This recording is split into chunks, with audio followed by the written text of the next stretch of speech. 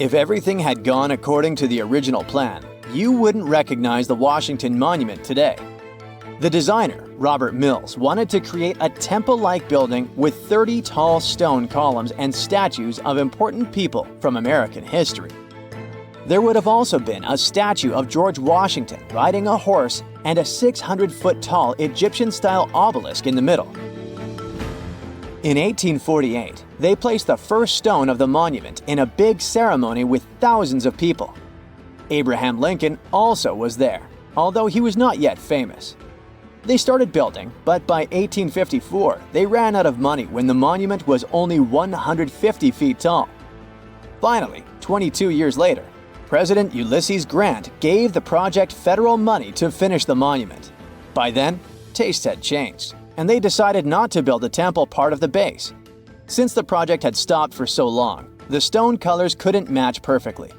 That's why the bottom of the monument is lighter than the top. When it was finished, the Washington Monument was the tallest structure in the world. But 5 years later, the Eiffel Tower was built, and the monument had to give away the champion's title.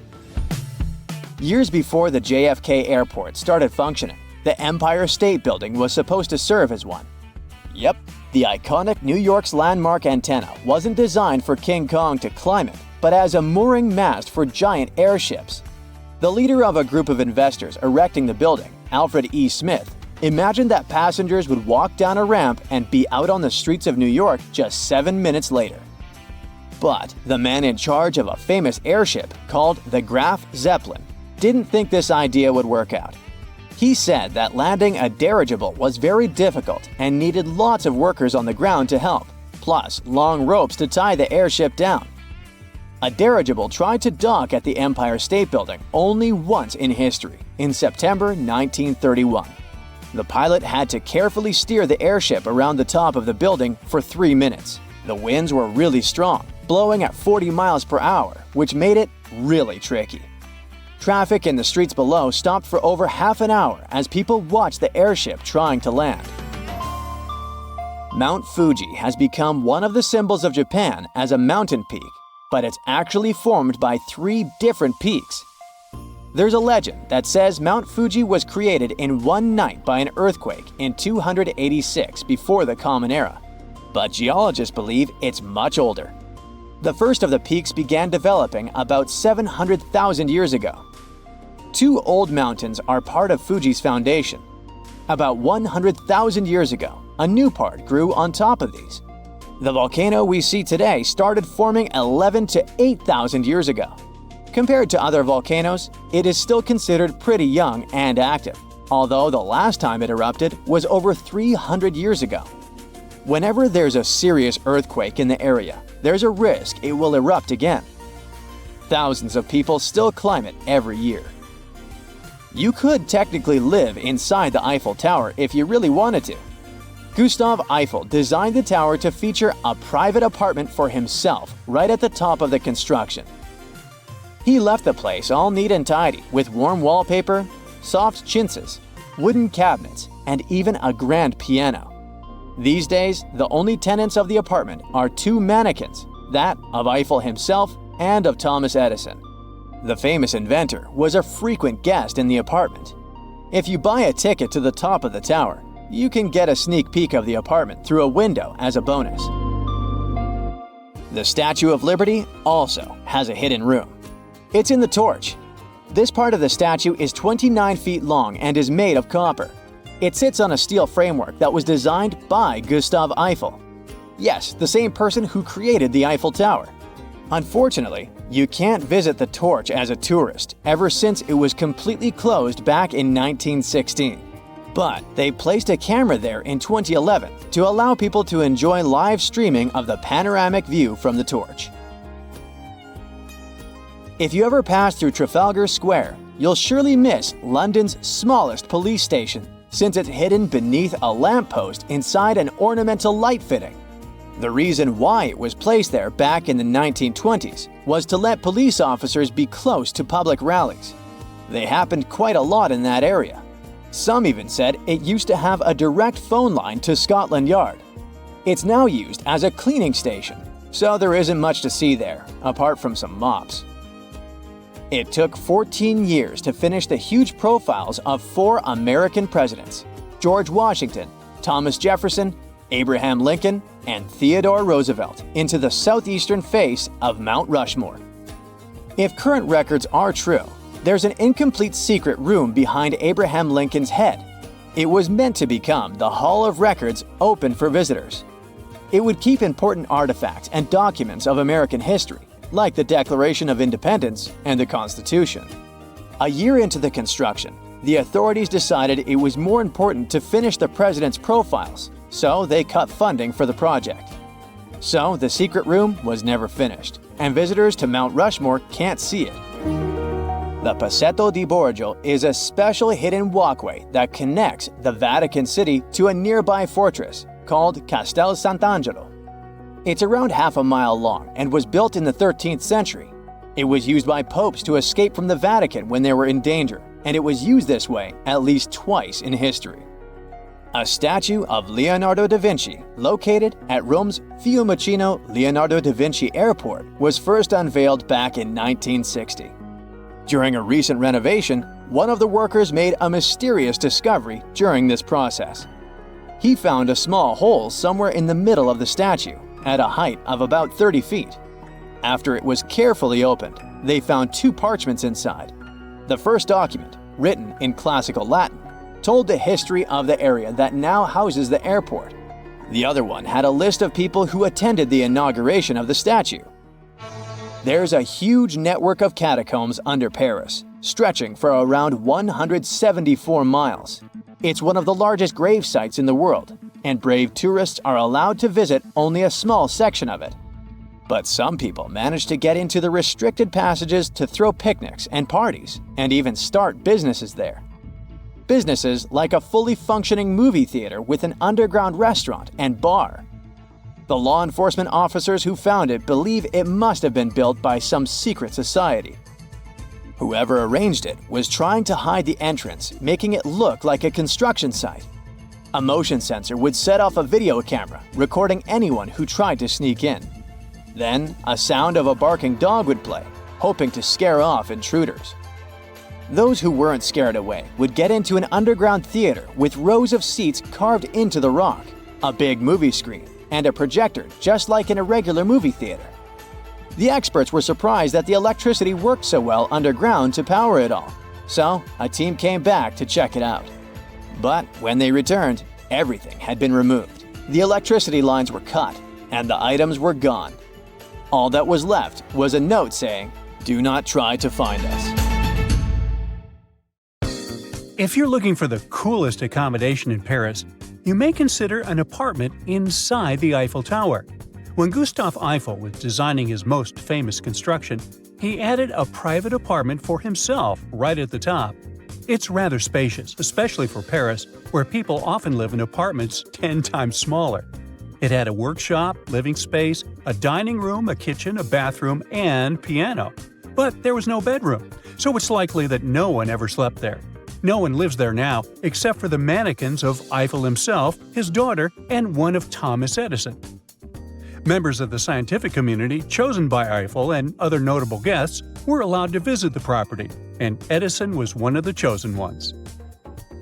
Now, across the pond, the New York Public Library also hosts secret apartments for the staff. These apartments used to be a normal thing in different library buildings across the city, but now there are only 13 left out of 30. One superintendent lived in the library on 42nd Street for many years, and his own daughter was even born inside that building. The apartments came in different sizes, and some had up to 8 rooms. By 2006, the last resident custodian retired, and now these apartments are used for other library needs. It's known as the tallest building in the world, but Burj Khalifa is actually not one, but several constructions connected into one.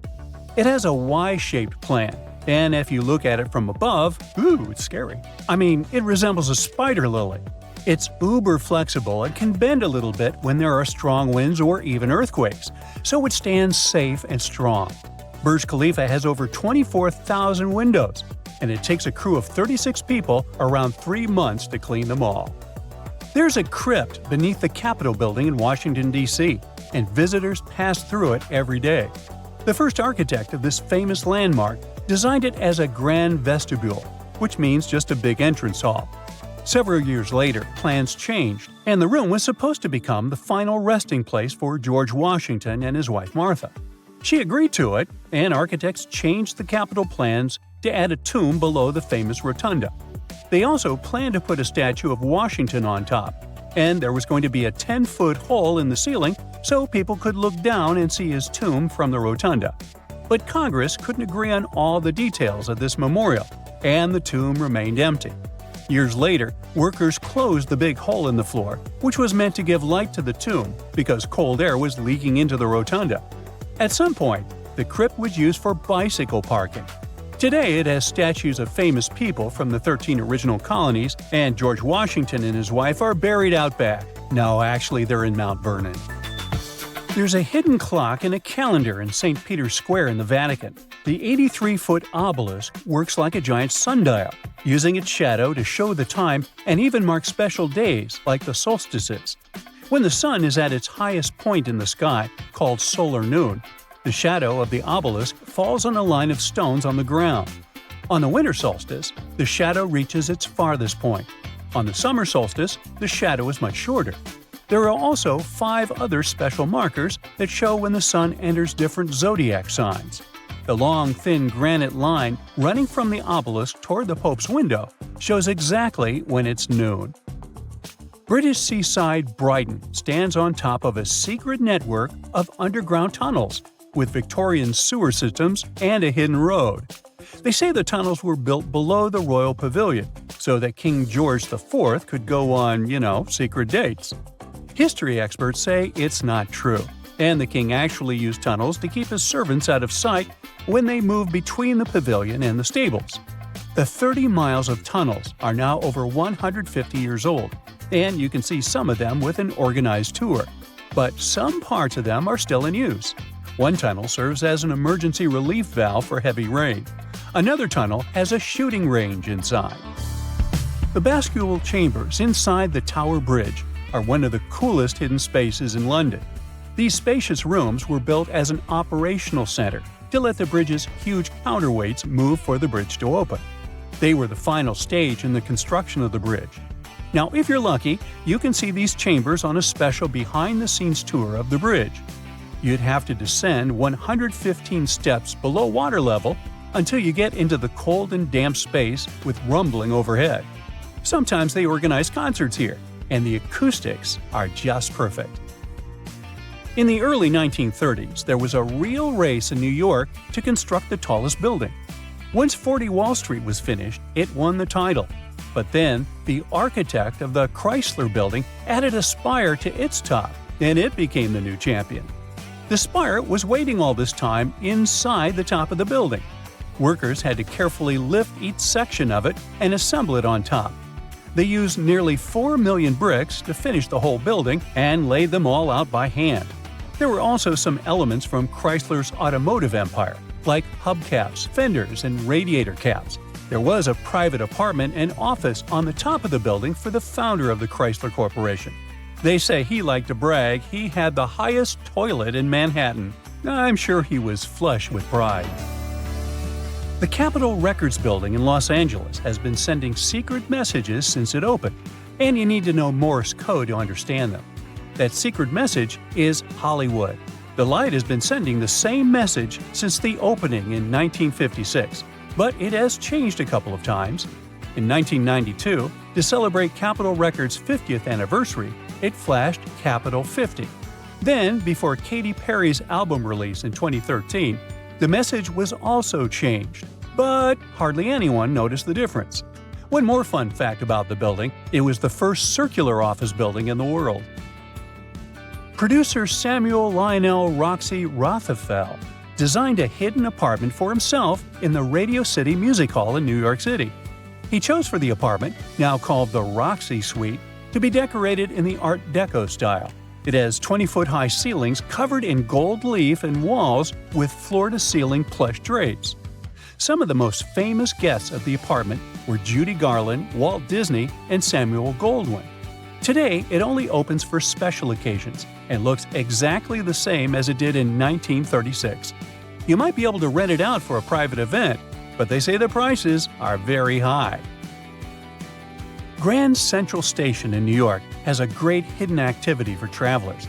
There are tennis courts in a secret space named the Annex.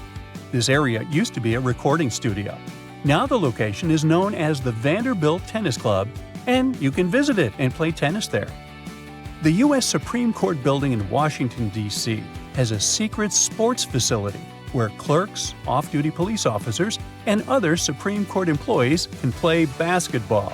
This court, the basketball court, is located on the top 5th floor of the building and goes under the nickname the highest court in the land. There's a fun sign next to it saying, "Playing basketball and weightlifting are prohibited while the court is in session." Well, we wouldn't want to tempt the justices to, drop everything they're doing to play a game of horse, but I think that would be fun. Some things just go together, like popcorn and movies, mornings and coffee, New York and the Statue of Liberty. I bet you can't imagine Paris without its Eiffel Tower, or India without its pearly white Taj Mahal. Well, you might have to adjust to a new picture of the world, because these and many other iconic landmarks will probably disappear in the next decades. And before you jump in a taxi to the airport to see them all, let's make a list first. The symbol of Paris has been there since 1889. The tower wasn't supposed to last for centuries. They planned to remove it 20 years later. So for a lady of her age, the most famous madam is doing pretty well. But since it's made of iron, her most dangerous foe is corrosion. And if they put the tower in a protective case, it wouldn't look that beautiful, right? So it's standing there, in the open, exposed to water and air, slowly oxidizing. The people in charge know about it, but they just keep putting a new layer of paint on the tower once every 7 years. It got a $65 million makeover before the 2024 Olympics in Paris, but critics say it's not enough to solve the rusting problem. Another thing that's bothering the tower is the wind, which makes it vibrate slightly. And then there's the sun that heats up the eastern, southern, and western sides of the tower one by one and makes them expand. When the night falls, they go back to their original state. So the top of the tower follows an almost circular curve every 24 hours. Because of these movements, the metal in the structure weakens, and it can become a problem in the long run. It's like folding an iron wire again and again. It will break at some point. It took around 20 years and around 20,000 workers to complete one of the most beautiful constructions in the world, the Taj Mahal. It was supposed to have a twin brother in black, but that never happened. Sadly, it's not the worst news about this marble beauty, as there are debates on its demolition. Yep, one of the new 7 wonders of the world could disappear because of excessive vehicles, burning of coal, dust storms, and forest fires that make the air around it bad, to say the least. It has made the once gleaming white marble gradually lose its vibrance and change its color to various shades of yellow, brownish black, and green. There is one more problem. Thousands of tiny insects that appreciate the beauty of the Taj Mahal so much they chose to make it their residence. They come straight from the Yamuna River. That's not the cleanest in the world. And products of their active life in the form of excrement corrode and stain the marble.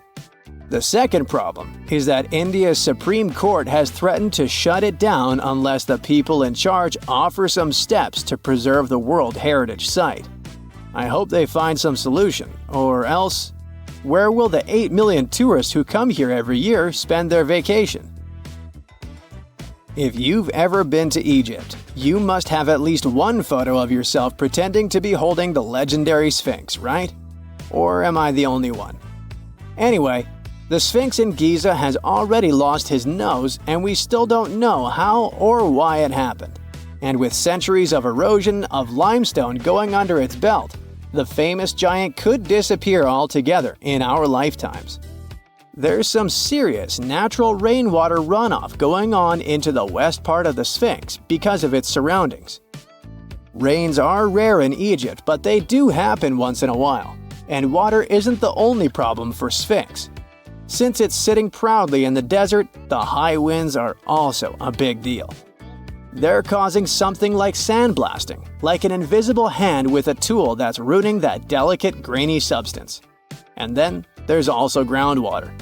It wicks up into porous rocks from the salt in the soil. Moisture isn't doing such massive constructions any good. The Sphinx and the pyramids have survived for centuries, but if the elements work against them in an unlucky combo, these human-made giants will have no chance of winning. The Statue of Liberty has already had a major makeover since it was first unveiled in 1886. It used to be a shiny brown color, just like a penny. 20 years later, it changed its color to green. Lady Liberty is covered with hundreds of thin copper sheets. When copper reacts with air, it naturally forms a protective layer called vitigris. This layer protects what's under it from corrosion, and that's why statues and other things made of copper, brass, and bronze can't last so long. When the statue first turned green, people in authority decided to paint it all over. But the public didn't love the idea. Experts confirmed they shouldn't repaint it because removing the protective layer would mean destroying the statue. Lady Liberty still gets a decent amount of rain, so the chemical reactions continue. The not-so-clean air around it only speeds up those reactions. New York City does what it can to protect its symbol. Let's see if it's gonna be enough to save it. When Machu Picchu in Peru was first discovered in 1911, its explorer thought he had managed to find the lost city of the Inca. Several decades later, it turned out that it wasn't the same city. But it doesn't make it any less cool, right? The stones making up the buildings are cut so precisely and sit together so tightly that you can't even insert a credit card between them. It has saved the city from serious earthquakes, which are common here. The buildings just dance through all the shaking and then go back into place. But there's another serious problem, and it's called people. About 4,000 tourists come here every day, and they're physically ruining the ancient ruins. Local authorities are trying to stop it and suspend visits to some temples and structures. When the site was closed completely for a month, many locals dependent on tourism got really angry and spoke up against it. So they need to find some solution to save Machu Picchu without shutting it down. Hundreds of thousands of tourists try to push it back up for cool photos, but can anyone really save the Leaning Tower of Pisa from falling over? It started tilting southward shortly after the beginning of construction back in the 12th century because of the soft ground under its foundations. That soil couldn't handle the weight of the heavy white marble and started to go down. The builders decided to get creative and add each next floor at an angle to fix the tilt, but it didn't help. Once 3 of the 8 floors were finished, the tilt was so obviously getting worse that they had to pause the construction process to solve the problem. When the tower was finally ready, it tilted at 1.6 degrees. Almost 3 centuries later, an architect working on it wanted to show the world the beautiful carvings on its base. He shouldn't have done it because it made the construction tilt like never before. In the middle of the 20th century, when the tower was already leaning at 5.5 degrees, Italian officials decided it wasn't funny anymore and invited experts to save it from completely falling over. They came up with an idea to extract soil from beneath the tower's northern foundation to put it back in an upright position. This method worked and helped to pull the tower against the direction of the tilt. The team had to repeat the process over several years at 41 different locations around the tower. I'd probably give up after the 3rd location as I have zero patience. In May of 2008, the tower finished straightening and finally stood still. Experts think it will last a while now, but if a strong earthquake intervenes, its future might not be that bright. Architecture shapes the world around us. If I say Paris, the first thing that normally comes to mind is the image of the Eiffel Tower, right? But imagine if, instead of a tower, Paris's landscape was dominated by a huge guillotine. I bet our selfies would look quite different, huh? We'd have to cut some people out of the picture. Okay, never mind. A lot of famous landmarks almost look very different than they do today. So how about we take a trip down history lane and take a look at them? What American city is so loved that it had to be named twice? Why, it's New York, New York, of course. New York City's skyline is made out of many iconic structures. The most symbolic of them all is probably the Statue of Liberty. Now, there's a lot people don't know about this monument. Like the fact that it was originally copper-colored, but it turned green due to patina oxidation of the copper. More surprising curiosity about the statue is that it was almost modeled after an Egyptian woman. Historians say that Lady Liberty's sculptor was fascinated by Egyptian monuments. Apparently, this design existed, but it didn't go ahead due to its high cost. Well, that would have been a different sight, huh? Now here's a riddle for you. What is white, important, and houses presidents? You guessed it, it's the White House. One of the world's most important buildings. Its neoclassical design, large frontal pillars, and green lawn are something we're all very familiar with. Now, how about we delve into some historical archives and imagine what this house almost looked like? President George Washington opened and judged a competition for the design of the presidential residence. Several designs almost made it through. For instance, this simple yet classic design was submitted by Thomas Jefferson himself. Or this James Diamond design that suggested an entrance with two mirrored spiral staircases. The most famous of the rejected designs was Philip Hart's, which looked as if the executive mansion was double everything. It featured a 3-story building with 2 front balconies. It looks a bit too much, wouldn't you say? Washington ultimately chose James Hoban's design, an Irish architect that modeled the plans after the House of Parliament in Dublin, his hometown. And President Theodore Roosevelt gave it its nickname, the White House, in 1907. It's certainly difficult to imagine London without the iconic Tower Bridge.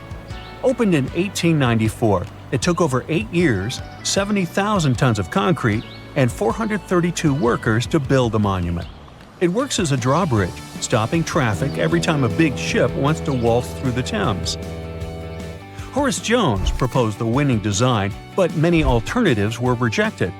Tower Bridge could have had an arch that connected both towers, but it could have also looked like the number 8 if you were looking at it from above. This figure-8 model proposed by F.J. Palmer was a popular one.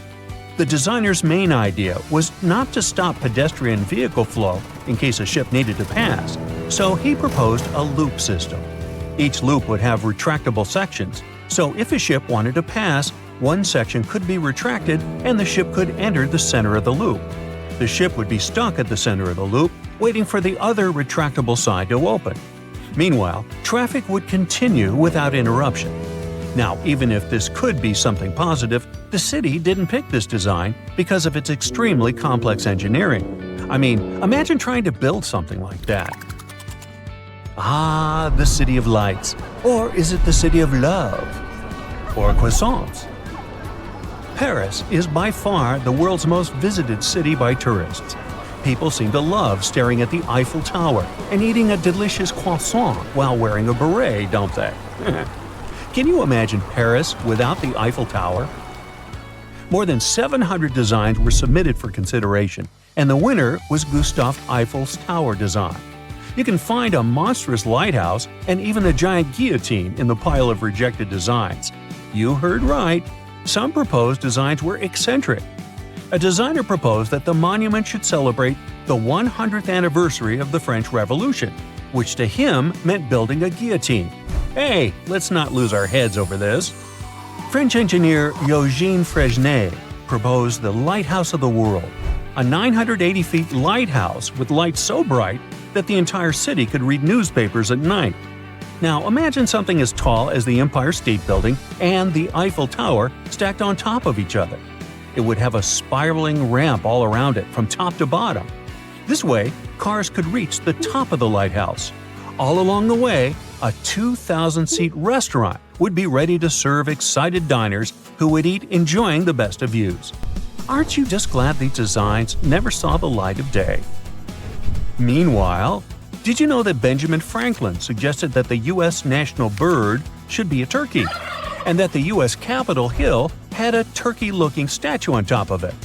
Well, in 1792, Thomas Jefferson held an architectural competition to decide on the Capitol building's design.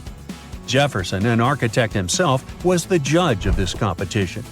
The current building's design appeared late in the competition, so late that George Washington, the president at the time, was starting to become impatient. Amongst all the terrible entries, one certainly stood out from the crowd. Instead of the Capitol's beautiful dome, amateur architect James Diamond designed a building with a bird on top of it. Now, in his defense, it was a weather vane, supposedly representing a bald eagle. But it sure didn't look like it. Finally, in 1793, William Thornton's design appeared and pleased President Washington. He believed the building was an expression of grandeur and beauty, everything he expected of a place that would house the American Congress. Now, moving back to Paris, another monument looked a tad different than it is today. Strolling along the Champs-Élysées, you'd eventually stumble upon an iconic monument, the Arc de Triomphe. Napoleon commissioned this astonishing 160 feet tall arched monument to celebrate France's many victories. Jean Chalgrin, the landmark's architect, actually drew inspiration from a Roman monument, the Arco de Tito. However, 45 years before its construction, French architect Charles Ribot submitted another design, the so-called Elephant Triomphal. The design was, for lack of a better word, weird. You'd enter the elephant through its underbelly and find an astounding spiral staircase on the inside. The inside would be filled with extravagant decor and even a garden. The whole monument would stand 3 stories tall, and the original design even planned on installing a complex drainage system. Why? Because if you have an elephant monument in the middle of the city, it better spew water from its trunk. And in case you're wondering why the statue of an elephant was ever considered part of Paris's skyline, well, let's say it was due to a Renaissance-era fixation. Back then, elephants symbolized nobility and strength, everything the French were going for. Now, down under, Sydney's skyline almost looked like an entirely different landscape than the one we know today. In 1956, the city opened an international competition to choose a design for Sydney's new Opera House. Danish architect Jorn Utzon eventually won the contest. He designed the sculptural, one-of-a-kind building we know today. Now, in second place, another design from the Philadelphian Cooperative Group almost made the cut. Their design was much more brutal than Utzon's. It was inspired by a nautilus shell and consisted in a spiral form. It had big, full-height windows and a roof made from folded concrete. It almost looked like a vertical dish rack. And what if I told you that back in Washington, Lincoln's memorial almost looked like a pyramid? The memorial's design was down to 2 architects, John Russell Pope and Henry Bacon. Congress brought home the Bacon's neoclassical style design, but Pope submitted some interesting sketches that never saw the light of day. Inspired by monuments and memorials from other cultures, Pope suggested that the Lincoln Monument be many different things. It could have looked like a 250 feet tall Greek Parthenon, or it could have been a colossal ziggurat, a classical Mesopotamian pyramid. Well, that would have been different. Hey, anybody seen that elephant in the room?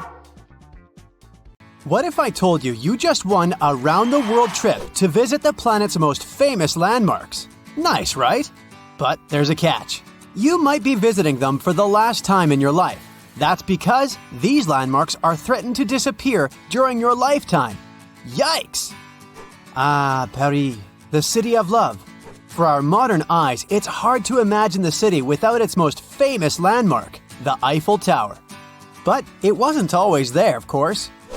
Gustave Eiffel, the tower's architect, was commissioned to expose it during the 1889 World Fair. But the so-called Iron Lady was only meant to stand for 20 years. After that, it was going to be demolished, except that, this plan was never implemented. The tower wasn't taken down because of an antenna built on top of the tower, and it conducts wireless signals. But there's a problem. The Iron Lady is made of iron. And with time and bad weather, which Paris happens to get a lot of, iron deteriorates. It rusts, and this rusting makes the iron weak. up until the point where it can crack. And if a tower that is made purely of iron starts to crack, you know what this means. No more selfies eating croissants in front of the famous Tour Eiffel. Apparently, French authorities are aware that this is happening, but instead of repairing the whole tower, they're kind of just painting over the rust. Your next stop is in beautiful Rome. You are here to visit, you guessed it, the Colosseum, one of the world's most visited monuments. The gladiators used to put on shows there. Well, you might as well say arrivederci to it while you can. Like a lot of ancient monuments, the Colosseum is in danger of disappearing. It survived for almost 2,000 years since it was commissioned by Emperor Vespasian. But due to yearly exposure to harsh weather, the monument is getting weaker. The problem here is mainly snow. When snow falls upon the Colosseum, the freezing water infiltrates the cracks of the rocks and makes them bloat. You know, like when you put a soda can into the freezer and the bottom pops out? I know, snow is a kind of infrequent visitor in Rome, but even rare below-zero temperatures can damage the Colosseum seriously. And since we can't control the weather, who knows how long we'll get to see this beauty around? After hopping on a red-eye to India, you arrive at the unique Taj Mahal. It's even more mesmerizing in person than it is in pictures. The Taj is one of the 7 wonders of the modern world. But why is it at risk of disappearing, you might ask? The monument was finished way back in 1643. It was made with pristine white marble as a gift from Emperor Shah Jahan to his beloved wife. But if our white shirts get dirty just by stepping outside the house, imagine an open-air monument that has existed for over 4 centuries.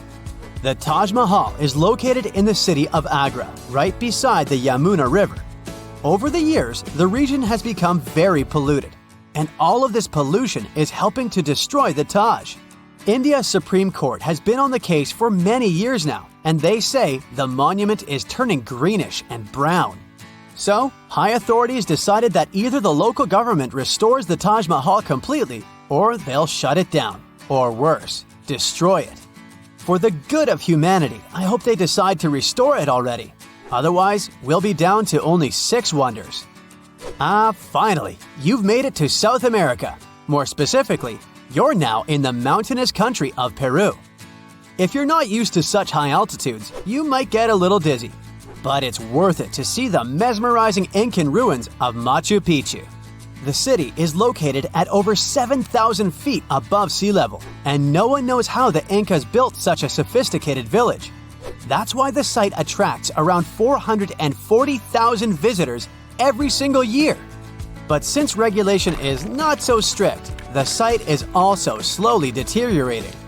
Machu Picchu may be the victim of something known as over-tourism. I mean, if you look at any footage from the site on a normal day, it's pretty packed up. And even if it's a stone-made town and stones are pretty resistant, they do suffer from erosion. Man-made or weather-made. Oh boy, I really don't like the sound of that. There's another stone monument that you need to check off your list. Can you guess which one it is? Yup, Stonehenge. Located in the peaceful hills of Wiltshire, England, Stonehenge has been around for over 5,000 years. Well, nobody knows exactly when it was built, but bear with me. If the only cause for disappearance would be erosion, then it would make the monument millions of years before it disappeared. But that's not the case. Since 1995, there have been multiple proposals from British authorities to build an underground tunnel that connects southeast and southwest England. The thing is, the tunnel passes underneath Stonehenge, and it might rock the site's foundation. Get it? Rock? Anyway, since the project was suggested, local supporters of the monument have found a Save Stonehenge alliance to keep the monument safe. They strongly believe that any enterprise, such as this tunnel, will severely harm the site. Egypt. This time, to arrive at your destination, you travel in style. And by that, I mean camels. Just for the photo op, of course. But why are you here? You came to check out the Great Sphinx. You know, the one with the broken nose? The Sphinx was also built way back in the day. Try over 4,000 years ago. And back then, they used what they had at their disposal, limestone. Now, some researchers think that hazardous weather may be damaging the Sphinx's limestones. You see, they're very porous types of rock, so water easily infiltrates inside of them, making erosion stronger and faster. But water is also coming from down below. Unlike the pyramids of Giza, the Great Sphinx was carved directly from the bedrock. And right underneath the monument, there's a riverbed, which also infiltrates into the Sphinx, making it weaker.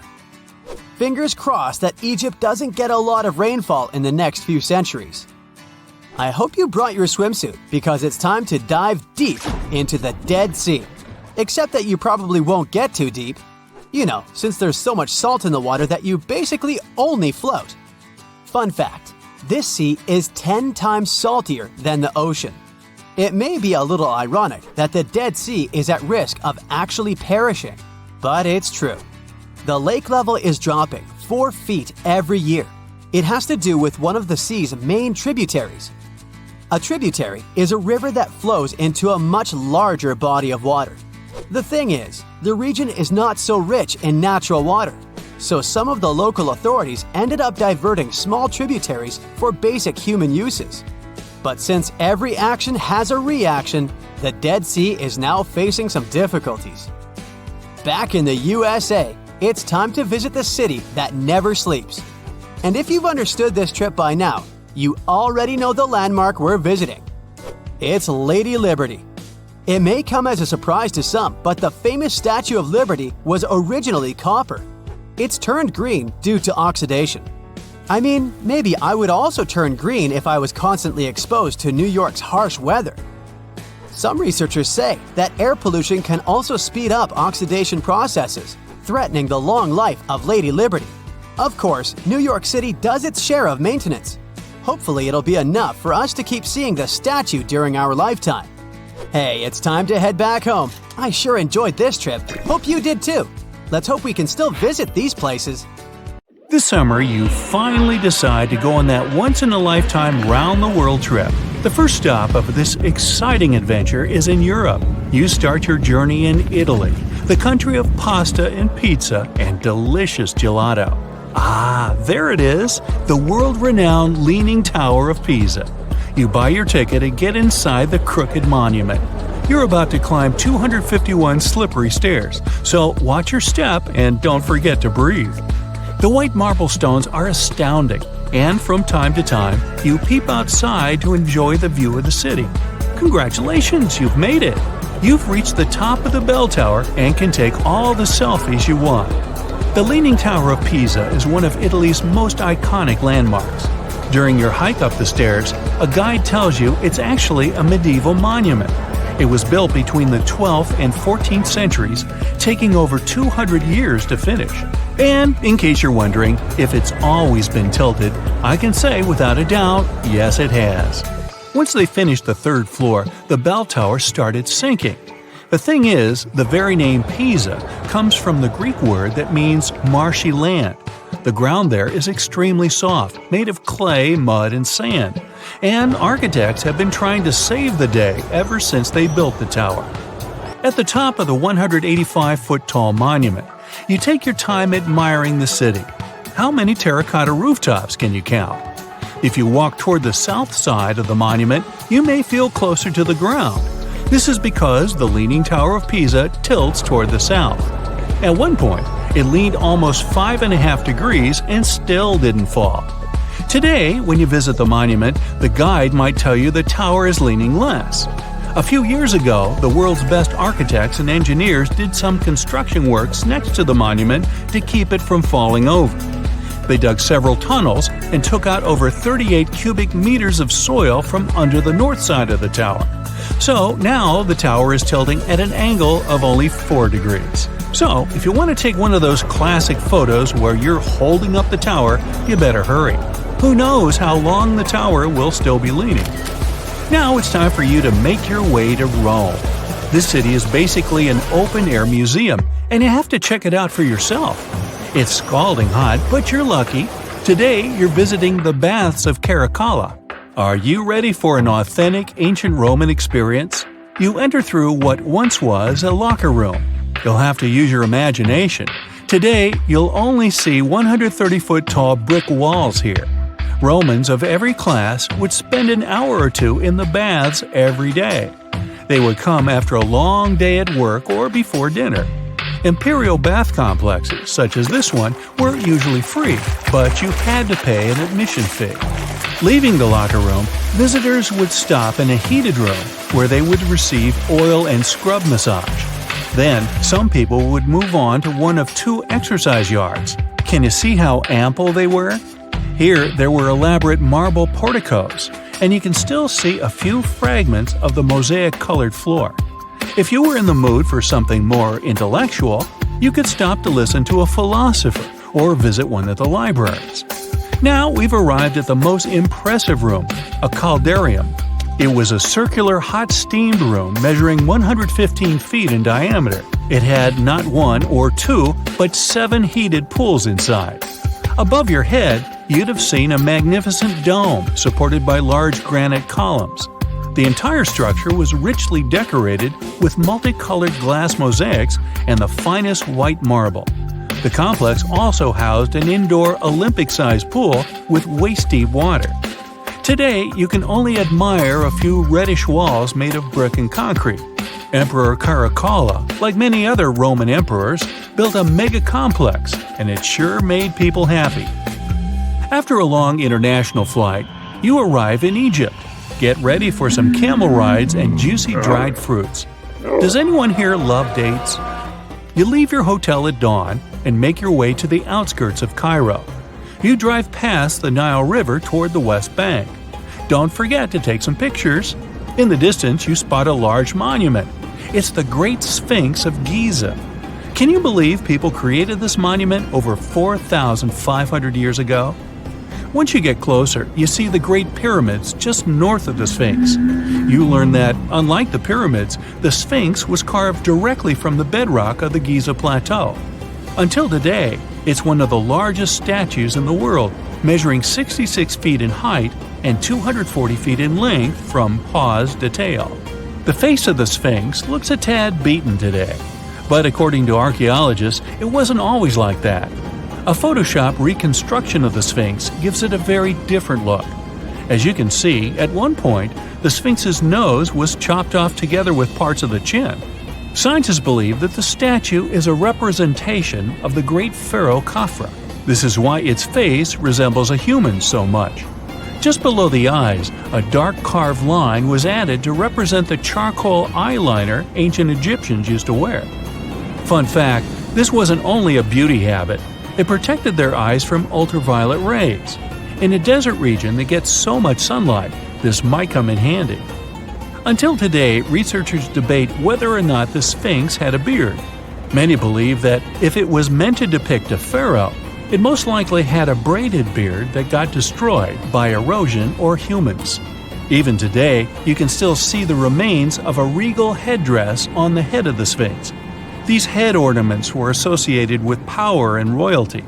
Now imagine that the stripes are blue and gold. This is probably what it looked like when the monument was first constructed. There's no evidence of how long it took to build the Sphinx, but it was likely very long, as the carved details are pretty impressive. If you're lucky, your guide might take you to one of the secret chambers inside the statue. If they're real and not just a myth, I mean. The crystalline waters of Greece. Whether you arrive by boat or plane, you're in for a real treat. This is the focal point of archaeological sites. You arrive at Mandrake Marina and Port, but wait a minute, you don't see any monuments around. The Colossus of Rhodes is nowhere to be found at first glance. That's because it was destroyed long ago. Before tumbling down during a mighty earthquake, the great statue was considered one of the 7 wonders of the ancient world. If you saw the Colossus in a picture, you would probably mistake it for Lady Liberty. Well, that's actually not a coincidence. Apparently, there's a connection between the Statue of Rhodes and the Statue of Liberty. They were both built as symbols of freedom, and Lady Liberty is often referred to as the modern Colossus. The Colossus stood at 100 feet tall, but today all you see is a concrete jetty with a huge gap in the middle. Now, imagine a bronze statue straddling both ends of the bridge. The Colossus was built back in the 3rd century BCE, and 900 camels took part in the construction.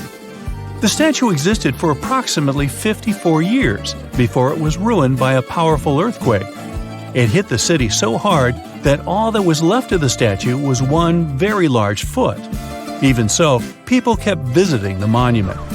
Are you ready to head home? Thanks for joining me on this journey, and don't forget to tell me what your favorite site was. See you next time! Before we get into the reason why and how there are pyramids all around the world, let's talk about some of the examples. I'll start with the Pyramid of the Sun in Mexico. These folks really knew how to build a city. Their well-planned urban center spanned over 7 square miles and boasted several pyramids. But the Pyramid of the Sun is the most impressive. This giant pyramid was built way back in 100 CE and is one of the biggest structures of its kind in the whole Western Hemisphere. It's so big that it's 216 feet high above the ground. If you ever find yourself in this ancient city, you won't be able to miss the Pyramid of the Sun. It's right there on the east side of the Avenue of the Dead, the city's main north-south street. To build this incredible pyramid, around 1 million cubic yards of material were used, including a special kind of red volcanic rock called hued tizontal. Impressive, huh? We don't know too much about the people who built the Pyramid of the Sun or its purpose.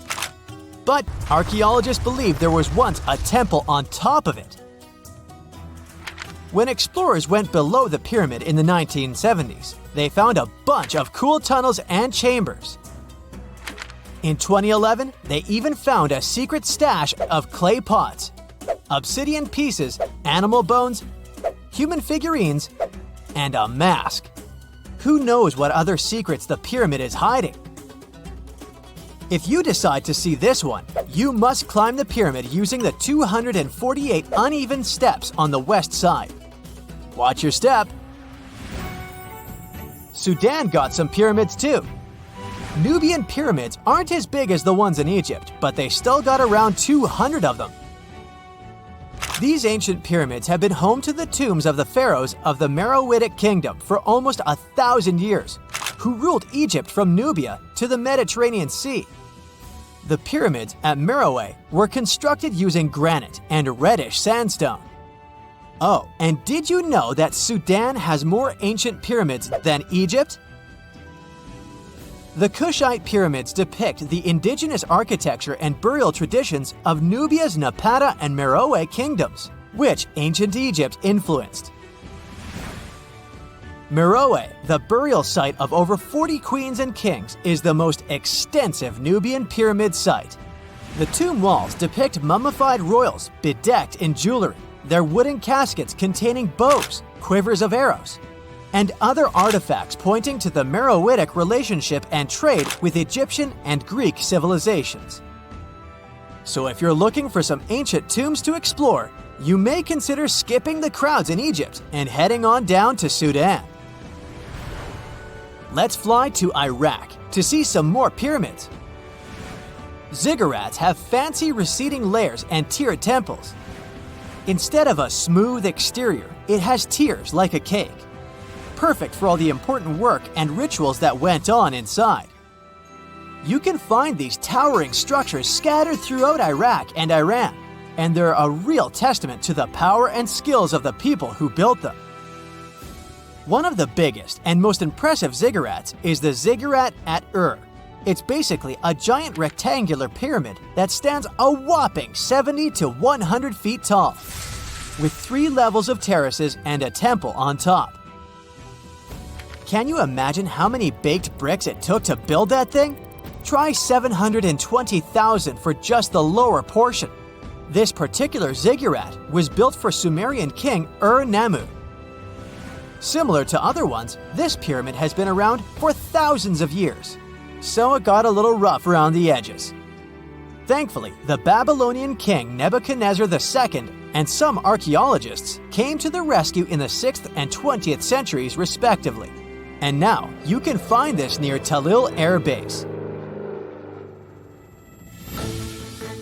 The Ziggurat at Ur was built in 2100 BCE by King Ur-Nammu for the moon deity Nana. It was the tallest building in the city, and you could see it from miles around. It was like the medieval cathedral spire of its day. People would come here to bring their agricultural surplus and get their food allotments and seek spiritual nourishment. Sadly, the Nana temple at the top of the Ziggurat didn't survive, but we do have some blue glazed bricks that may have been part of its decoration. The lower parts of the Ziggurat are pretty amazing though. The architects even included holes in the temple's baked exterior to let the water evaporate from its core. Since we explored some of the pyramids on our planet, let's take a broader perspective. They can be found in many parts of the world. Egypt has over 100 pyramids, double that number in Sudan, and dozens of others are scattered in the Middle East and China. The Americas have the most pyramids in total, with more pyramids than the rest of the world combined. These pyramids are located in Mexico, Guatemala, Honduras, and El Salvador. Time to know more about the evolution of pyramids through history. The oldest pyramid is in Egypt. This pyramid was a step pyramid, which was created by placing one layer of stone on top of another. The pharaoh Sneferu is credited with creating the pyramid shape we recognize today. During his 45-year reign, he built 3 pyramids. His first 2 attempts failed, but he finally got it right with the Red Pyramid, which is considered the first true pyramid. It was Sneferu's son, Khufu, who built the Great Pyramid of Giza, which was the tallest human-made structure on Earth for almost 4,000 years. Latin American pyramids are similar to early Egyptian step pyramids, but they were built independently, with no knowledge of each other. The pyramids in Sudan were built around 700 BCE and are tall, but much narrower than those in Egypt. How in the world did all these civilizations build these things without even texting each other? After all, the Aztecs, Mayans, and ancient Egyptians were about as different as possible. But despite their cultural differences, they all seem to agree on one thing. Pyramids were pretty cool. Step pyramids are all around the world because they were the most feasible and stable way to build large and tall structures without access to lighter building materials like wood and metal. The triangular form with a square base is the best way to build a sturdy structure, and having a cube structure would require more material for less height. Now, when it comes to pyramid design, the Egyptian pyramids were like giant triangles with a square base, smooth sides, and a pointy top. On the other hand, the Aztecs and Mayans went for a tiered cake look, with steps leading up to a flat platform on top. So, while all these pyramids share the same basic shape, they have their own unique flair. Each group built its pyramids using different materials, techniques, and slope angles. So while they may have been inspired by each other's work occasionally, they were just doing their own thing. Egyptian pyramids had smooth, angled sides that were designed to help the pharaoh's soul ascend to heaven. The Pyramid of the Sun was built over a series of caves that served as a passageway for the deities. The Maya built the temple of Kukulkan in Chichen Itza to honor the deity Kukulkan, usually represented by a serpent. Nicknamed El Castillo, it has 91 steps on each side, plus a platform. That's 365 steps, one for each day of the Mayan calendar. Tell me, Brightsiders, how were pyramids built? To begin with, humans made them, not a foreign race from space that landed on Earth. You see, one thing that all pyramids have in common is that they were built without advanced tools or even the wheel. It took a lot of people to build them, including skilled laborers and architects. For example, it's estimated that 20,000 people built the Great Pyramid of Giza, and it's believed that most of them were skilled laborers. Building pyramids was a massive undertaking that required years of planning and effort. The Great Pyramid at Cholula, Mexico, took 600 years to complete. Secant, cosine, tangent, sine, 3.14159. Yeah, that was the cheer we heard coming from the trigonometry club back in the day. For the rest of us in math class, terms such as sine, tangent, and pi were just bewildering. Who invented these and why? Was their only purpose to make it harder for students? Well, not quite. Trigonometry was invented by the ancient Egyptians. They needed this knowledge to construct pyramids, and they did a pretty good job too. The Great Pyramid in Giza still stands today, some 4,500 years after it was built.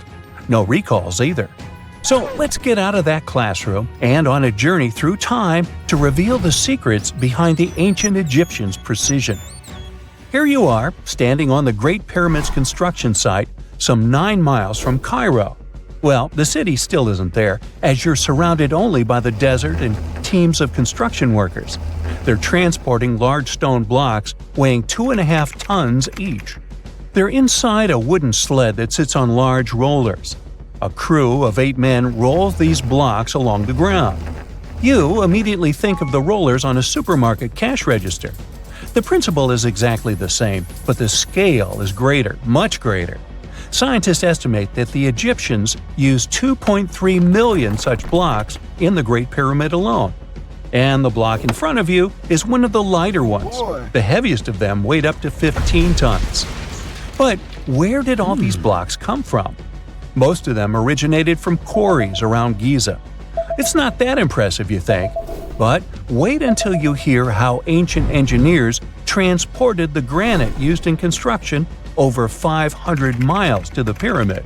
There were no railways or highways back then, but the mighty Nile was always there. Researchers even believe that the Egyptians dug a canal to connect the Nile directly to the pyramid's construction site. All they had to do then was to wait for the flood season to begin, and voila! The rising water levels floated the heavy stone blocks for them. But how did they lift the enormous stones on dry land to stack them up to the top? Did they use oversized cranes? Well, ancient Egyptians worked around this problem, literally speaking. One of the workers is now pointing to the giant ramp going around the pyramid they're building. This is how a mountain road zigzags its way to the top. If the ramp went directly to the top of the pyramid, then workers couldn't pull the stone blocks along it. It would be too steep. Scientists have calculated that 8% could be the maximum incline. So ancient Egyptians just extended the ramp around the pyramid. Again, these are all theories, as the ramp could have been inside the pyramid, as some researchers suggest. The exact building method is still a mystery, guarded by the Sphinx. That's its real name, right? Wrong. As the Great Sphinx is just the statue's alias. You know, the name writers take when they want to hide their true identity, or a singer's stage name. The Sphinx's real name, translated from Egyptian, means Horus in the horizon. That was the name for the Egyptian deity of the sky. The trail of mystery doesn't end there. As a man walks past you with a bucket of paint, he's going to add a touch of color to the Great Sphinx. Researchers found specks of this red color next to its ear. That was some strong paint, as it survived for thousands of years. You are now standing straight in front of the Sphinx. You look up. It's very tall, right? 66 feet to be precise. Now resist the urge to take a selfie. You can do it. Now you notice something else.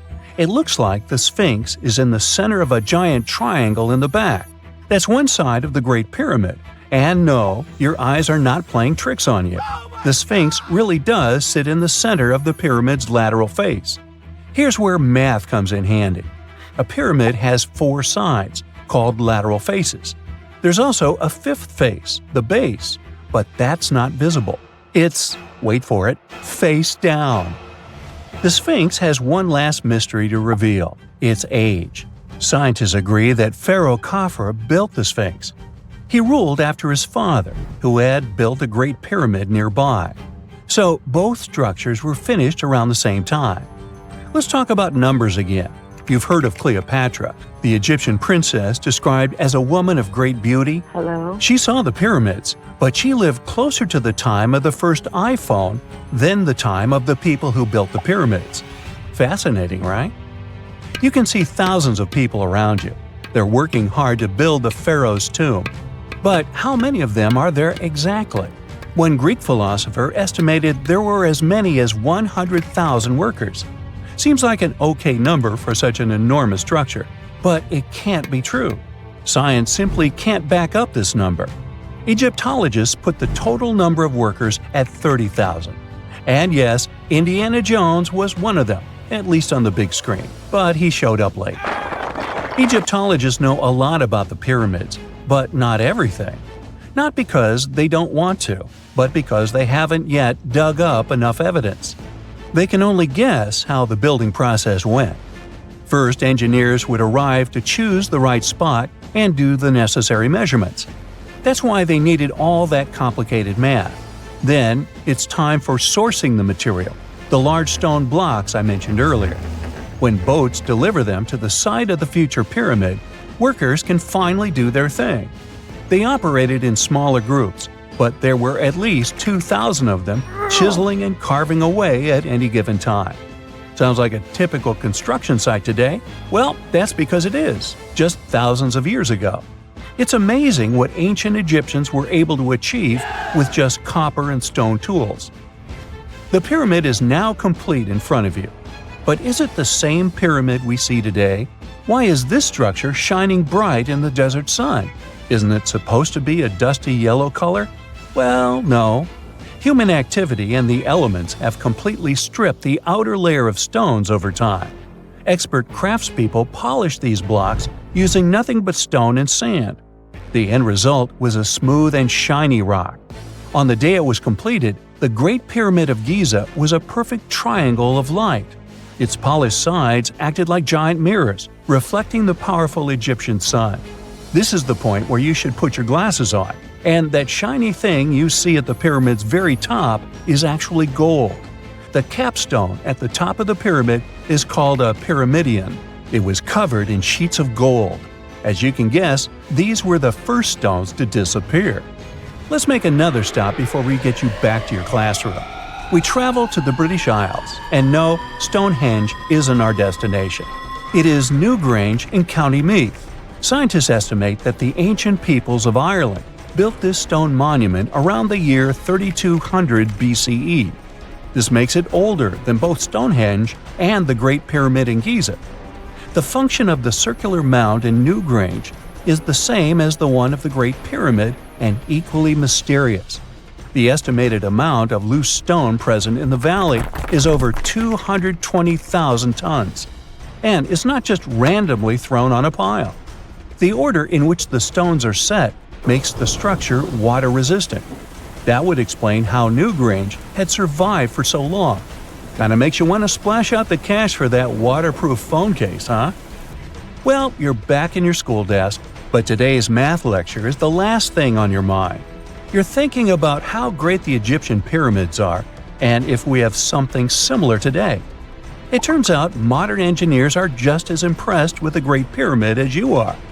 There's a glass pyramid sitting in the main courtyard of the famous Louvre Museum in Paris. The panorama of San Francisco wouldn't be complete without the 48-story Trans-America Pyramid. But Las Vegas went the furthest. There we find the Luxor Hotel. It's so big that it's the third largest pyramid on the planet. And guess what's in front of it?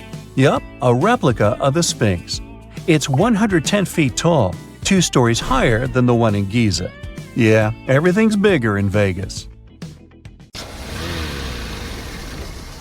And now we're off to almost 5,000 years ago. Let me take you to ancient Egypt, where back in 2550 BC, guess what? The construction of the Great Pyramids of Giza started.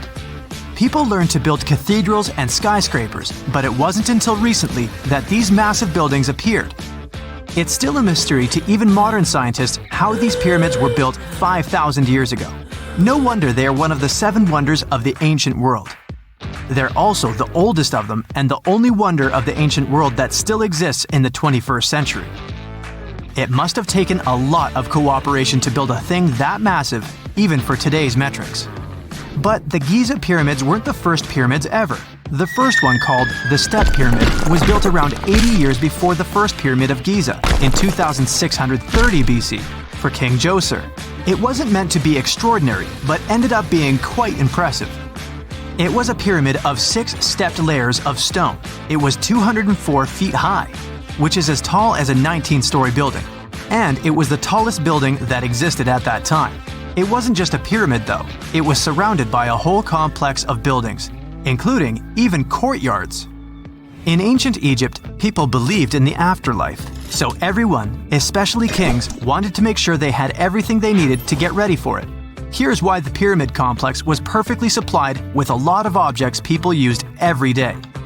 The complex included a pyramid and a kind of a palace.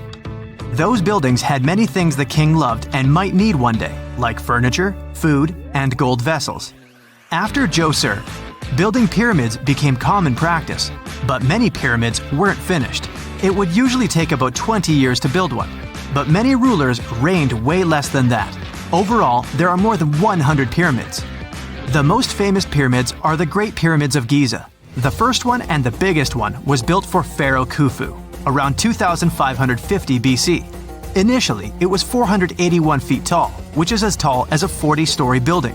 The second pyramid was built for Khufu's son, Pharaoh Khafre, around 2520 BC. It's just a bit shorter, usually standing at 471 feet high, a 39-story building. This is the pyramid with the famous statue of the Sphinx. Sphinxes have a lion's body and a human head. They were built to guard important areas. This one has the head of Pharaoh Khafre and is guarding his pyramid, facing the sunrise. The Sphinx is most well known and is one of the world's biggest and oldest statues. Originally, it had red color and did have a nose. It's still possible to see the trace of red pigment by its ears. But no one knows exactly when the nose disappeared. For some time, the Sphinx was sort of hidden underground, being covered with sand up to its shoulders. Luckily, in the early 1800s, an adventurer with a team of 160 people dug it out. The third Pyramid of Giza is the smallest one, being more than twice shorter. Originally, it was 218 feet high, about the height of a 20-story building. Built in 2490 BC, it was a pyramid for Khafre's son, Menkaure. The pyramids are designed to align with the points of the compass, and their sides symbolize the rays of the sun. But back at the time, there were no compasses. Ancient Egyptians figured out the directions themselves, and with amazing precision. To align the pyramids, they used 2 constellations. Originally, the pyramids were covered in smooth white limestone and had a gold-silver top to reflect the sun. Later, the white limestone was taken from the pyramids by other kings and used for other buildings. Scientists estimated that ancient Egyptians used about 2.3 million stone blocks to build the first pyramid. Each block weighed more than 1 ton. This is the weight of a rhino. Some blocks were even bigger, being almost as heavy as an elephant. 4.5 millennia ago, there was no modern equipment to help build it. There were no machines, no wheels, and even no steel. The only metal available to them was copper. Even today, scientists aren't sure how the Egyptians managed to build the pyramids. There are no records left that would shed light on it. Some even think that Egyptians wanted to keep it as their secret and didn't even record it on purpose. Many believe that poor people and foreigners built the pyramids, but it's not true. Actually, the builders were very skilled workers, and they were fed and paid well. The archaeologists claim that the builders lived in a nearby temporary city and were a highly organized community with a strong leader. Scientists say that around 20,000 people worked on each pyramid complex, and it took about 20 years to build each. It probably was a national project. The construction site was large in resources, and food and essentials were likely to be contributed from all parts of Egypt. Even with all that support, it remains unclear how people managed to cut, transport, and assemble those huge stones. One of the theories suggests the stones were most likely transported on boats down the Nile River. Then, there was a harder part. They had to be moved to the construction site. For that, they probably used wooden sleds. It wasn't very hard to pull them because the sand mixed with the right amount of water was pretty slick, and 10 people could move a sled even with a rock weighing 1 ton pretty easily. Finally, one last problem. The stones had to be lifted and put into place. Archaeologists have discovered the remains of the ramps system that dates back to when the pyramids were built. Most likely, the Egyptians designed a unique system to move and pull huge stone blocks, but no one knows what it looked like exactly. The most common opinion is that there were several ramps around the pyramid to help move the blocks. The ramp was growing with the pyramid getting higher.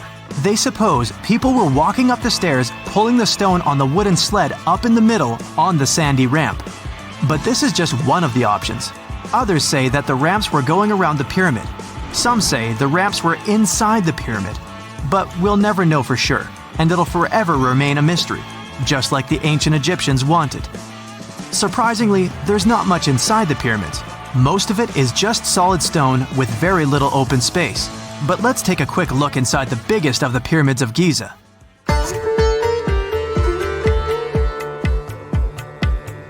From the entrance, there are 2 stairs, one going down and the other one going up. The descending one takes you to a chamber located underground. That's where the pharaohs are, but not in this pyramid because Khufu wanted to stay higher. The underground room is partly unfinished. The room with Khufu's sarcophagus is called the King's Chamber. It's upstairs and then through the tall and long Grand Gallery. Below the King's Chamber, there's a room called the Queen's Chamber. There are no queens though, and no one is sure why the room is called this. Unfortunately, none of these have any hieroglyphs on the wall. They're just bare. If you want to see them, you should go to the other rooms that are decorated. Those pieces of art are depictions of ancient Egypt's culture and daily life. The texts allow researchers to study their language and grammar. Sadly, the treasures that once were here in the pyramid are long stolen. From that room, there are several tunnels for an unknown purpose. There are many tunnels and passages inside the pyramids. There are many chambers and shafts and secret ways. Scientists have been sending little robots with cameras there for some decades already. And the robots did discover another chamber a bit upstairs with hieroglyphs on the walls. But even today, much of the pyramids is still unknown, and there's no so-called building plan of the pyramids. Egyptians did create a mystery no one can crack for 4,500 years already. Scientists recently started to X-ray the pyramid to learn what's inside it without entering it and its narrow, mysterious tunnels. So, you've probably heard of the mythical city of Atlantis. But did you know there's a real Atlantis of the sands? In 1992, a group of amateur researchers and archaeologists got curious about a lost city called Ubar, supposedly hidden in the deserts of Oman. According to legends and ancient texts, Ubar vanished because a deity got angry with the city's ruler. For centuries, no one could find it, and it became more myth than reality. That is, until a likely duo, a lawyer and a filmmaker, teamed up with NASA. They used a special radar system that could see through the thick desert sands and discovered ancient trade routes, compacted by the movement of thousands of camels. Ooh, imagine how that smelled. Anyway, this led them to the remains of Ubar, a bustling center for trading frankincense 5,000 years ago, a substance once as valuable as gold. This information was all they needed to get boots on the ground and start exploring the area. A group of over 40 volunteers removed 200 tons of sand from the site. They found something big, but it really didn't look like a city. Most Arabs in the past didn't live in traditional dwellings. They tended to live in open-sided tents that allowed the cooling breezes to pass through. But at the center of the tent city, there was a fortress that was the king's home. The fortress they found was ringed by 8 walls, each about 2 feet thick, 10 to 12 feet high, and about 60 feet long. At each corner stood a tower roughly 10 feet in diameter and 30 feet tall, exactly as it was described in that ancient religious text.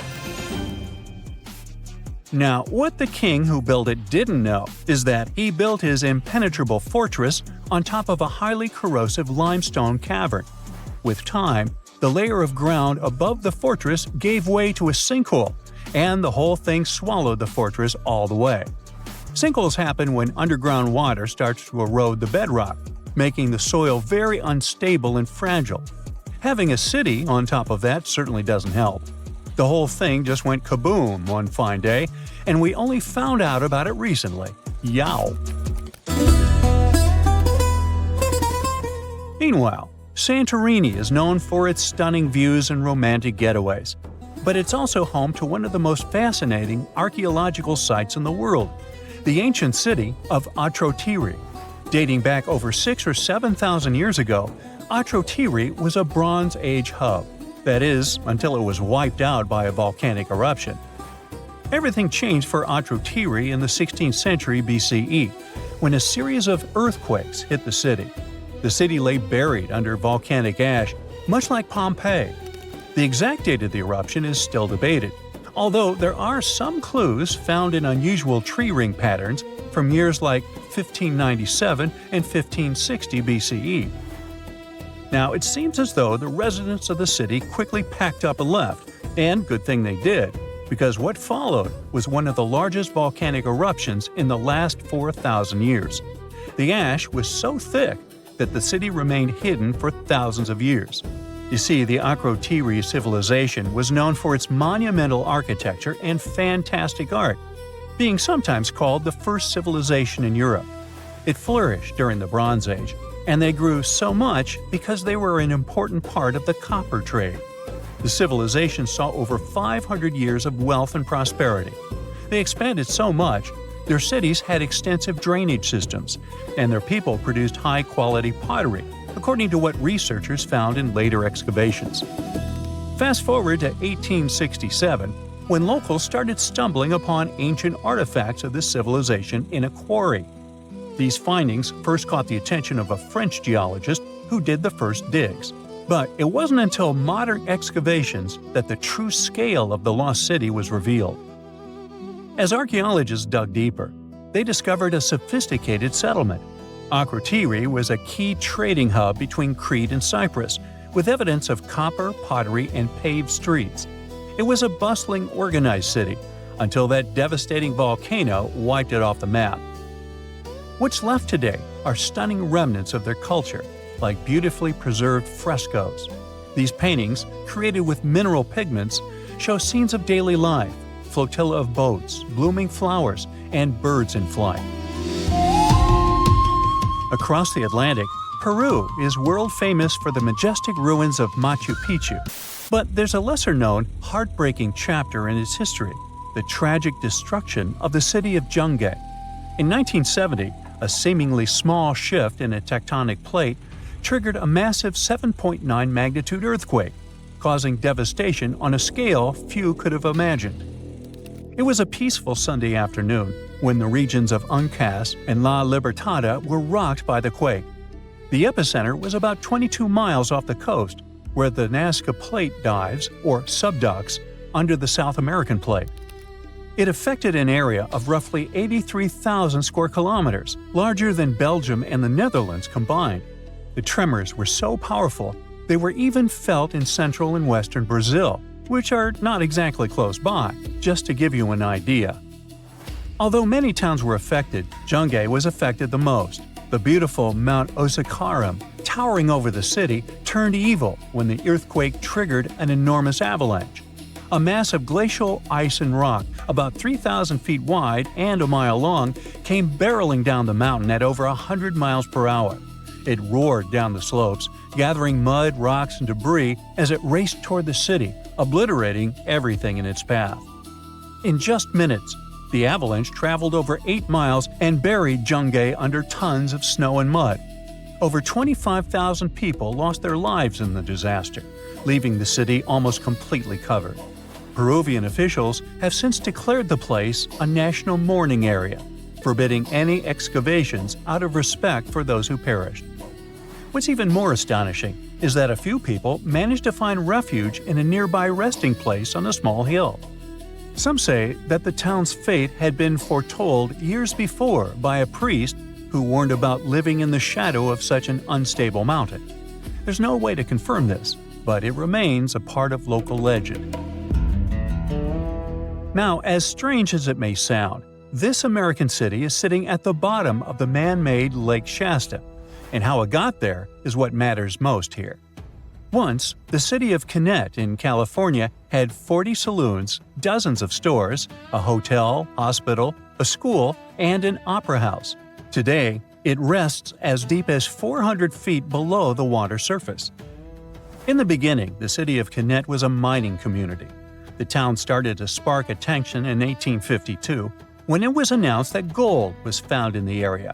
Kennett was also very close to the Southern Pacific Railroad, so it was a hotspot for businessmen, railroad workers, and the thousands of mining men that worked in the surrounding mines. At its peak, Kennett boasted a population of 10,000 people. Apparently, the city grew too big, too fast, and its economy couldn't handle it. In 1923, Kennett's largest mine closed permanently, and that was just the excuse the officials needed. Authorities wanted to build a dam in the nearby region, so in 1935 they started working on the Shasta Dam. When Shasta Lake began filling up with water in 1940, the old town's hotel and saloon still existed and were left standing. Today, all of its remaining structure sits in the deepest part of Shasta Lake. Now, here's the craziest part. During a recent California drought, some parts of the town that were taken by the lake's water started to reveal itself. After almost a century underwater, old bridges, train trestles, tunnels, and the town's foundations started to pop out of the lake's muddy depths. 1,000 years ago, near modern-day St. Louis, Missouri, there was a vibrant, bustling city called Cahokia. It was a Native American city, the largest and most influential one in Mississippian culture. At its peak, around 1050 BCE, Cahokia was home to as many as 30,000 people, making it larger than Paris at the time. But what's interesting is that Cahokia didn't have any big marketplace. Usually trade was the backbone of any big city, yet this one stood out for archaeologists. That's because Cahokia wasn't about commerce. It was about culture, community, and parties. The people who lived there threw massive parties that would last for days. The city's grandest feature was its 50-acre plaza, surrounded by amazing earthen pyramids. This massive space could hold over 10,000 people. Imagine them all gathering there for festivities, dancing, drinking coffees and teas, feasting on deer, and betting on sports. The events were super lively. Cahokians would wear awesome costumes, style their hair in interesting ways, and decorate their bodies with tattoos. Athletes were playing a game called chunky, where they hurled spears at a rolling stone disc, competing to get as close as possible. The roar of the crowd filled the air, and performers showed off their skills. These celebrations were so wild, they left traces in history. After the parties ended, Cahokians cleaned up by tossing leftovers into pits. Archaeologists have uncovered these waste pits, and they were filled with food remains and pottery. One pit alone contained the remains of 2,000 deer, and that's from a single event. They also found traces of yaupon holly, a caffeinated plant that was traded from hundreds of miles away. This just shows how much effort and thought Cahokians put in their celebrations. Would you like to live in a city like this? But aside from all the fun and games, Cahokia was also deeply complex and spiritual. The city was built on a landscape that mixed dry land with swampy patches. Many people believe that this symbolized the connection between the world of the living and the dead. The people of Cahokia saw their city as a bridge between these two realms. They built earthen mounds, both for ceremonies and rituals, and as construction support. These mounds rose from the swampy areas. Meanwhile, people settled in the drier spots. Elevated pathways connected these neighborhoods, creating a physical link between life and death. Isn't it sad that some ancient metropolises that rival modern cities in scale just disappeared? Cahokia's story came to a quiet end around 1350 CE, when the city was abandoned, all due to changes in environments and weather, floods, and other problems. But the influence of Cahokia was so big, it spread to distant places. Some of their traditions, like Chunky and Yaupon tea, have survived in native communities to this day. Today, Cahokia is a UNESCO World Heritage Site, and it's not the only megacity we lost. About 5,000 years ago, people in the Indus Valley built some of the world's first cities. Mohenjo Daro was an ancient city in what is now Pakistan. The city was built around 2500 BCE, and back then it was a thriving hub of the Indus civilization. Sure, it was much smaller than modern cities, but it was quite huge at the time, around 40,000 inhabitants. It looks like the locals were crazily strict and disciplined people. The city's planning and organization were incredible. It was laid out in a grid pattern. Streets and important buildings aligned along the north-south axis, probably to match the movement of the sun and moon. They also built one of the most advanced systems for water and waste management of their time. The city had about 700 wells. Nearly every house had its own. Most homes also had private bathrooms with drainages and even underground sewers. This shows how skilled these people were at staying clean. And with all this discipline, it looks like there were no kings, queens, or even a central government. They could still have some authority, like local elites or elected officials, just not a classic strict monarchy or religion. Instead, people there cared about simplicity and order. They basically managed themselves, having standardized ways of doing things, from the way tools and potteries were made to how they traded. Which is why, unlike many other cities, Mohenjo Daro didn't have grand palaces, temples, or monuments. Instead, they had public areas known as citadels. People gathered at citadels for rituals, meetings, and storage of grain. And it seems like this way of life worked perfectly. Scientists found some seals and weights, which means the economy was well regulated. Archaeologists found some intricate artifacts like ivory, lapis lazuli, carnelian beads, and gold jewelry. Another famous find is the small bronze statue known as the Dancing Girl, which was discovered in 1926. Mohenjo Daro wasn't poor at all. And they also pulled off some awesome buildings. Staying clean was clearly way more important to them than displays of wealth or power. So they created the Great Bath, one of the most famous structures in the city. It's a large, watertight pool built with baked bricks, perched on a mound of earth, being almost a religious place, the closest thing they had to a temple. Meanwhile, the city itself was built on a series of mounds. They grew taller over the centuries as people added new houses and structures. Why did the city fail? No one really knows. There's something mysterious about the sculptures archaeologists found. Many of them seemed intentionally broken. This means the city's later inhabitants, maybe invaders or something, destroyed them for some reason. Some scientists think that the Indus River may have shifted course, disrupting agriculture and trade. But there's no evidence of a flood or any big event like this. It just seems like, over time, the entire Indus civilization just gradually faded away. By 1900 BCE, the culture had shifted and didn't leave much behind. Let me tell you now about the ancient city of Kos, which is located where the modern town of Kos now stands in Greece.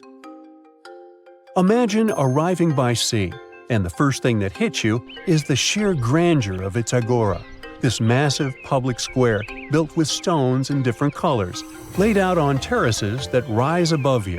It was one of the biggest in the ancient world, and it made a great impression on anyone approaching the city.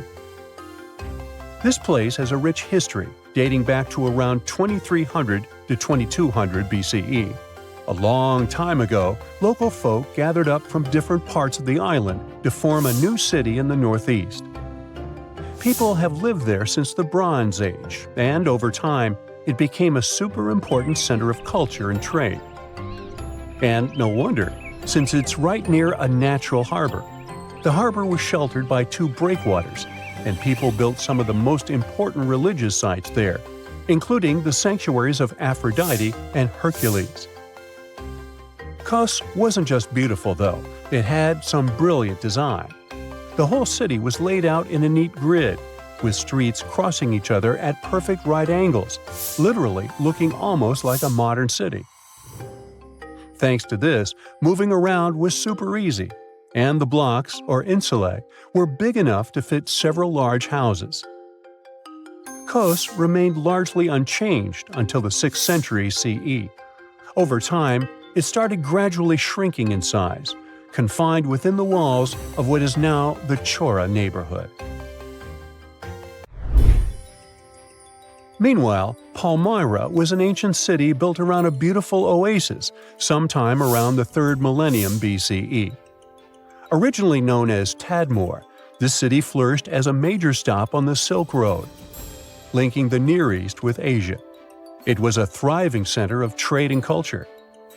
They had a marketplace, assembly buildings, grand gates. In other words, this place was bustling with life.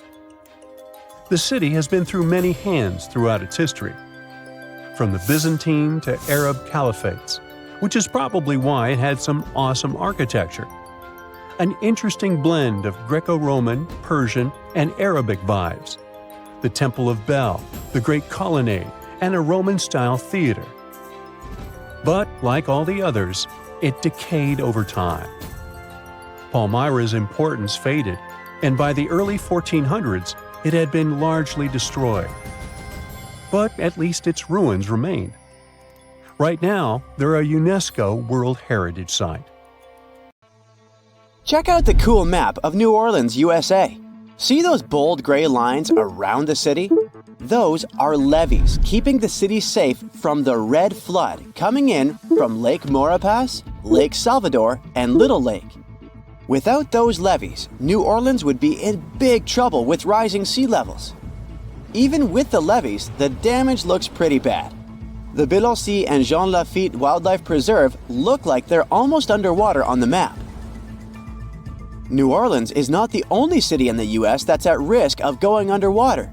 The city of Savannah is located right in the middle of Hurricane Central. But even without Mother Nature's fury, the place is facing some serious sea level rise. The Savannah River to the north and the Ogeechee River to the south might both overflow into the surrounding marshland, and that's not even the worst part. By 2050, there may be massive floods every year that will make history books look boring. Sorry to break it to you, but Miami is on the line too. The Sunshine State is shelling out around $4 billion to stop things from getting worse, especially in Miami Beach, a hotspot for tourists. As of now, over 1,200 houses are at risk of flooding. The Big Apple is also getting hit with more and more crazy floods. In November 2021, they even had their first ever flash flood emergency. But still, the city is not ready for it at all. Even the Statue of Liberty, one of the most famous spots in NYC, got messed up in Hurricane Sandy. Now with sea levels rising, Lady Liberty is in danger once again. Tabasco, Mexico is no stranger to flooding, thanks to its coastal location on the Gulf of Mexico. This low, flat state is covered in wetlands and forests and already deals with seasonal floods. But with sea levels rising, it could eventually be completely taken over by water. This would put at risk some seriously important things, like the Mayan ruins of Malpasito and Comacalco and Tabasco sauce. The sauce comes from Louisiana. Jokes aside, it's not just Tabasco. Parts of the Yucatan Peninsula and Baja California are also at risk from rising sea levels. Panama City is also in trouble. Apparently, the super trendy Casco Viejo and the swanky Costa del Este hood might get submerged in 2050, when Pedro Arias de Avila first founded it. Fun fact, it was the first European settlement on the Pacific coast.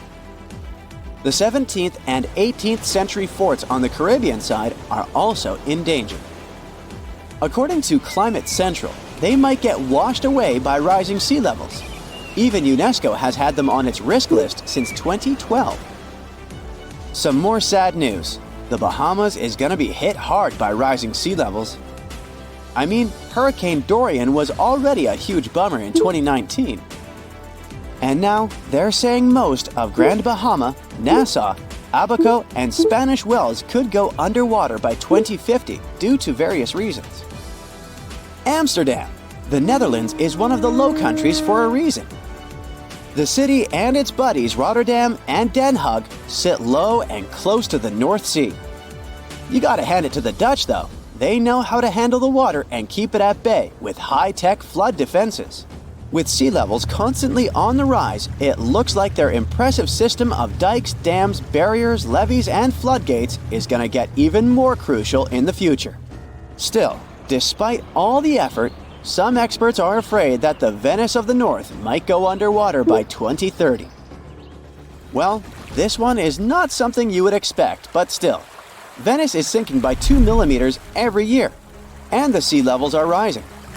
This means that the city is getting flooded more often, and it's only going to get worse because of climate change. Just like New Orleans, Venice has a flood defense system. But as the crisis gets worse, it's gonna be harder and more expensive to keep it going. Even worse, beautiful St. Mark's Basilica has already been hit hard by flooding. They tried to introduce a flood barrier system, but even that didn't work out perfectly.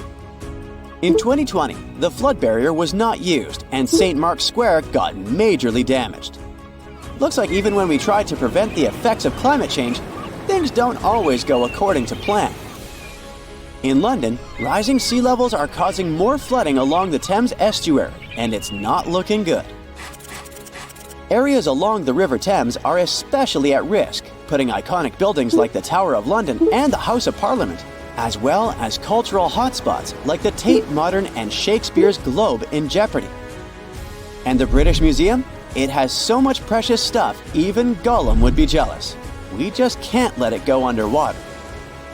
During your next Euro trip, make sure to add Bruges in Belgium to your list. Chances are you won't see it if you skip it this time. The thing is, it's also in danger of getting flooded. Bruges is now a UNESCO World Heritage Site, so we really hope they can protect it from any potential floods. Plus, it has a lot of nice local specialties we don't want to lose. You may not know it, but Andalusia in Spain is home to Western Europe's oldest city, Cadiz. It's been around for over 3,000 years thanks to the Phoenicians.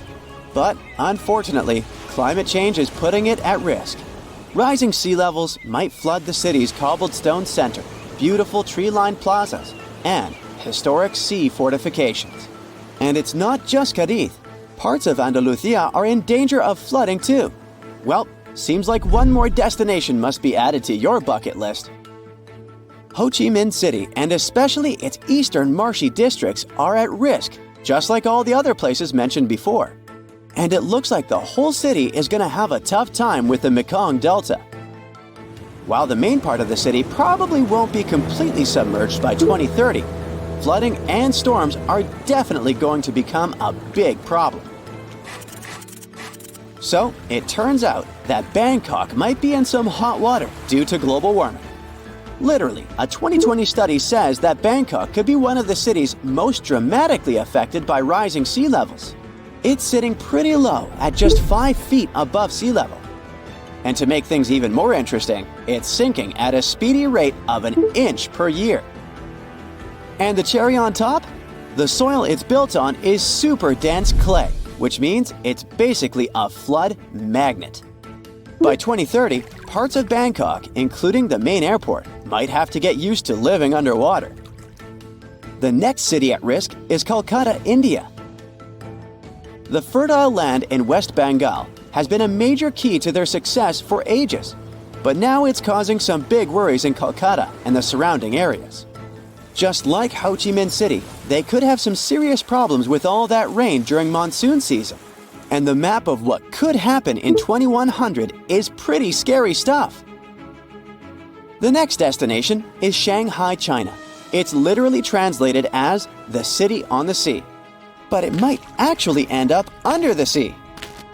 Climate control data is flashing red warning lights for this megacity, making it one of China's most at-risk cities.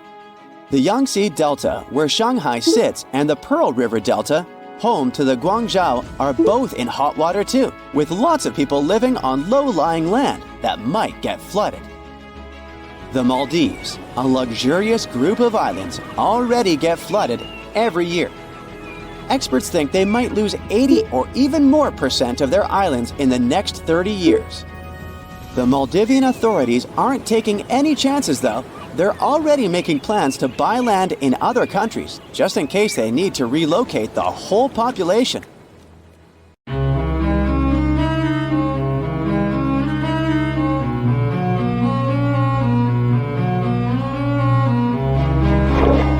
Question for you. Do you think Atlantis could be real?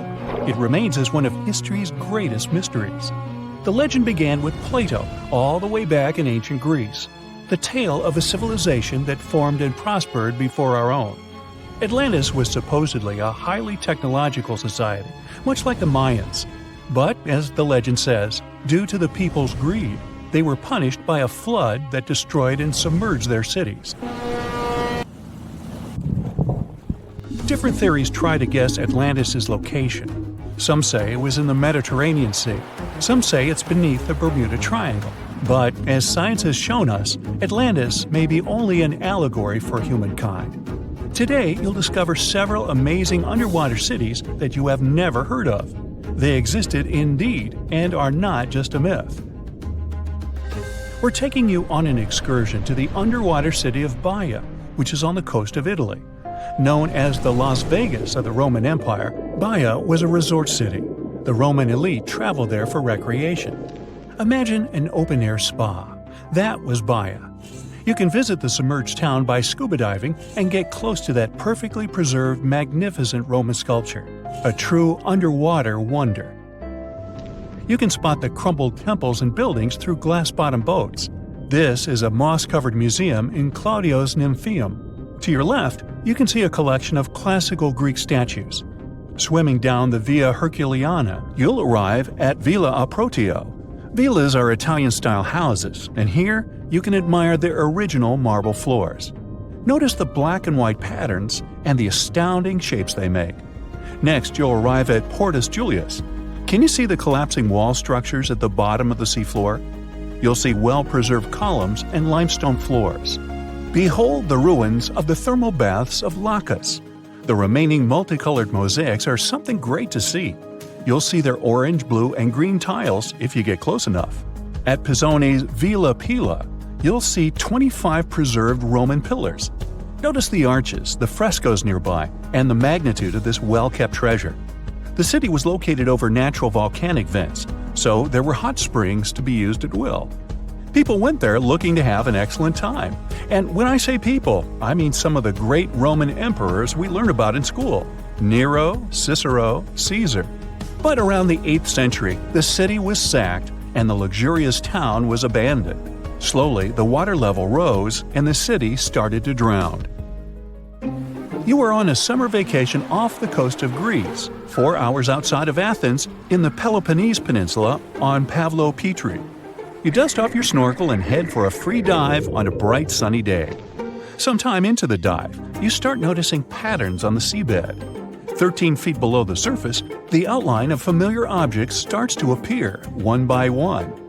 As you continue swimming, what looks like the outline of an entire city emerges before your eyes. You wonder, how could water have taken the whole city? Rocks are perfectly aligned into what appears to be the foundation of a building. Nicholas Fleming, a British oceanographer on vacation in Greece, was the person that discovered Pavlopetri. He was documenting the seafloor artifacts. The team found the site filled with pots, storage vessels, and tools. A quern stone, for instance, is a tool used for grinding grains and turning them into flour. Multiple amphoras, which were found then, indicate that this settlement dated back to the Bronze Age, 5,500 years ago, when people started living in towns. The settlement is believed to have lasted for over 2,400 years. Pavlo Petri is considered today the oldest submerged town yet found, and it's impressive that it wasn't a simple village. It was a vibrant port city with stone-built buildings, a marketplace, streets, and even squares. Let's continue our exploration and find secrets in other underwater cities. You are diving off the coast of the Ryukyu Islands. Pacific waters are far from smooth. There's a strong current pulling you into the deep sea. Suddenly, you see a huge structure thanks to the sunlight shining down on the seabed. At first, it looks like Machu Picchu's ruins across the globe in Peru. As you approach it, you slowly figure out its form. A pyramid-shaped structure, arches, staircases. It's something that could have easily been a palace or castle. Could this also be a sign of human activity? What you just saw is known today as the Yonaguni Monument. It also goes by the name of Japan's Atlantis.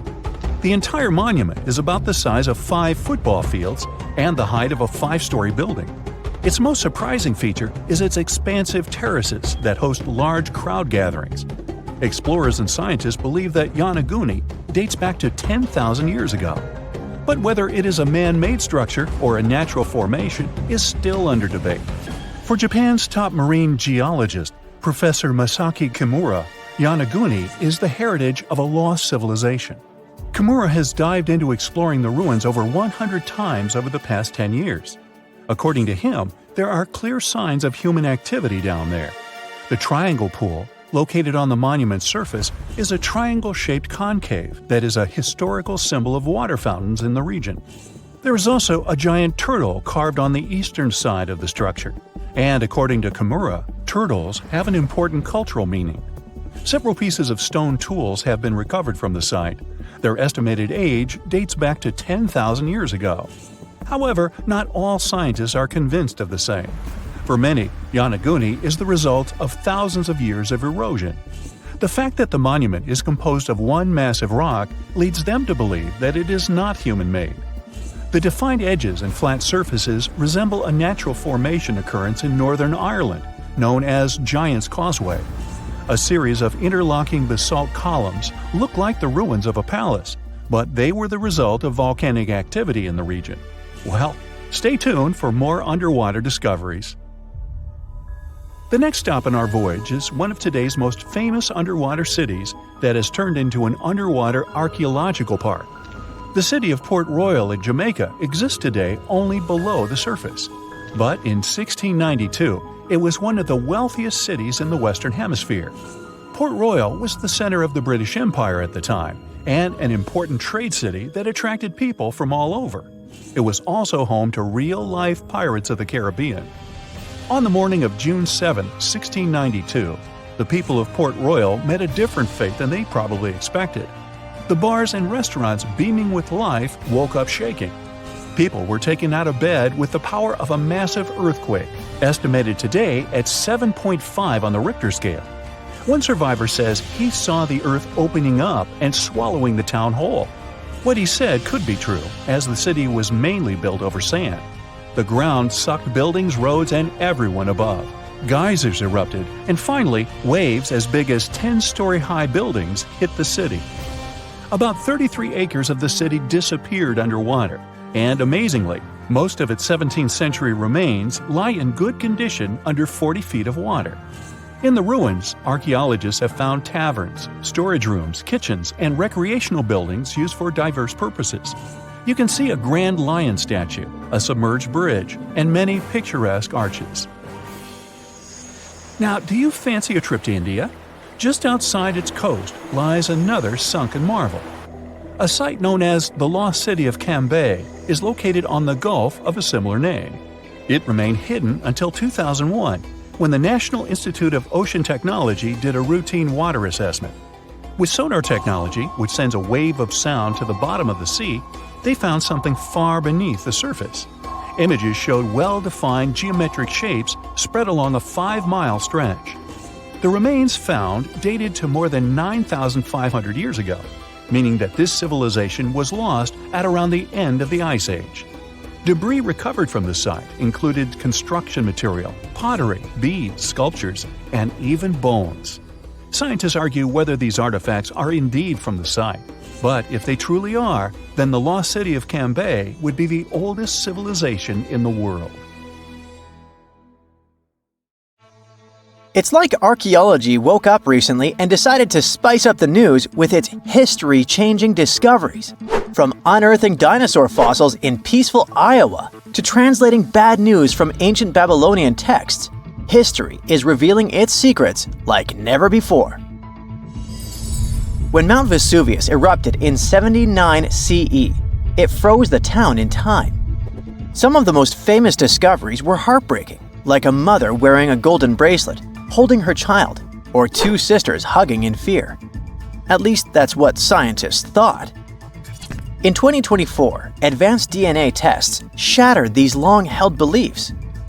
The mother from the House of the Golden Bracelet was actually a man wearing a fancy 30-carat bracelet, and the child wasn't even related to him. As for the two sisters, DNA revealed one was actually a man, while the other remains a mystery. Some speculate they were lovers, but the truth is still buried in time. Speaking of rewriting history, another shocking revelation comes from ancient Babylon.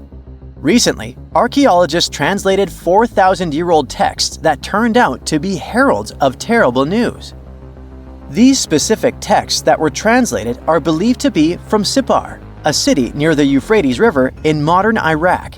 They talked about lunar eclipses, which is when the Earth's shadow blocks the moon, and for ancient Babylonians, these were warnings. Eclipses could mean everything from floods and famines to chaos in the kingdom. But here's the interesting twist. Babylonians also came up with clever ways to cancel these bad omens, like calling in priests to perform rituals, or consulting oracles for advice. These ancient astrologers took their job seriously, since it wasn't just about stargazing, it was about keeping the kingdom safe. Augustus was the first Roman emperor, so we can say he was a big deal. Archaeologists have already found ruins of the villas where he partied, but now they think they've found his final resting place. In a place near Naples, they found an old structure buried under a villa. They found the equivalent of a modern heating system, something that was probably used to draw warm baths. They also found shelves filled with ancient jars, suggesting the site later became a temple. They're still not sure this was Augustus's last home, but if confirmed, this would be a big deal for world history. While ancient Rome is surprising us, the famous Nazca lines in Peru are also revealing hidden details.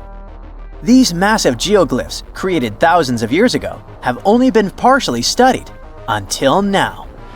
Scientists trained artificial intelligence to help them scan 243 miles of terrain. With AI's help, they identified over 300 new motifs, including llamas, stick figure people, and strange heads. The algorithm, originally developed to decode charred scrolls from Mount Vesuvius, has doubled the number of known glyphs. The past is getting a serious digital upgrade. Meanwhile, in Bulgaria, archaeologists made a surprising discovery in a place few would expect: a sewer. In 2024, researchers unearthed a nearly intact 6.8-foot-tall marble statue of Hermes, the Greek god of travelers and trade, hidden beneath layers of soil. Experts believe it was placed there for safekeeping after an earthquake in 383 CE damaged the city's infrastructure. At that time, paganism was declining and Christianity was rising as the Roman Empire's official religion. Many pagan idols were being destroyed, but it seems some locals secretly preserved their deities by hiding them underground. Searching the bottom of the River Thames is probably worse than looking under your bed. The riverbed collects all kinds of discarded treasures, including a legendary typeface. In the early 1900s, Two men created the Dove's typeface for printing books, but after a bitter falling out, one of them threw every single metal letter into the river. A century later, in 2014, a designer trying to revive the typeface began searching for the lost letters. In just 20 minutes, he started finding them. With the help of divers, more were uncovered, and today, some of the lost letters are on display in a museum. Not much goes on in Iowa, which is why finding a huge 13,000-year-old mastodon skeleton made headlines. In 2022, a researcher received a photo of a massive femur believed to belong to a prehistoric animal. It took 2 years to secure funding for excavation, but in 2024, archaeologists finally dug in. After 12 days of work, they uncovered a well-preserved mastodon skull, the first ever found in a Midwestern state. This discovery would make Indiana Jones jealous, especially since it happened in Petra, the ancient Jordanian city featured in one of the movies. Archaeologists uncovered a 2,000-year-old chamber beneath Petra's treasury, containing at least 12 skeletons, along with iron and bronze artifacts. The chamber, built by the Nabateans, sheds new light on their afterlife practices, which remain largely mysterious. One of the most intriguing finds was a ceramic chalice clutched by one of the skeletons. Back in Peru, archaeologists made a groundbreaking discovery that turned Peruvian history upside down: a female ruler. At the 1,600-year-old site of Pañamarca, scientists uncovered a throne room decorated with colorful murals. These murals depict women spinning and weaving, men carrying a crown, and even a crowned woman speaking to a birdman. The discovery suggests that Moche women weren't just spiritual leaders, but rather had real political power too.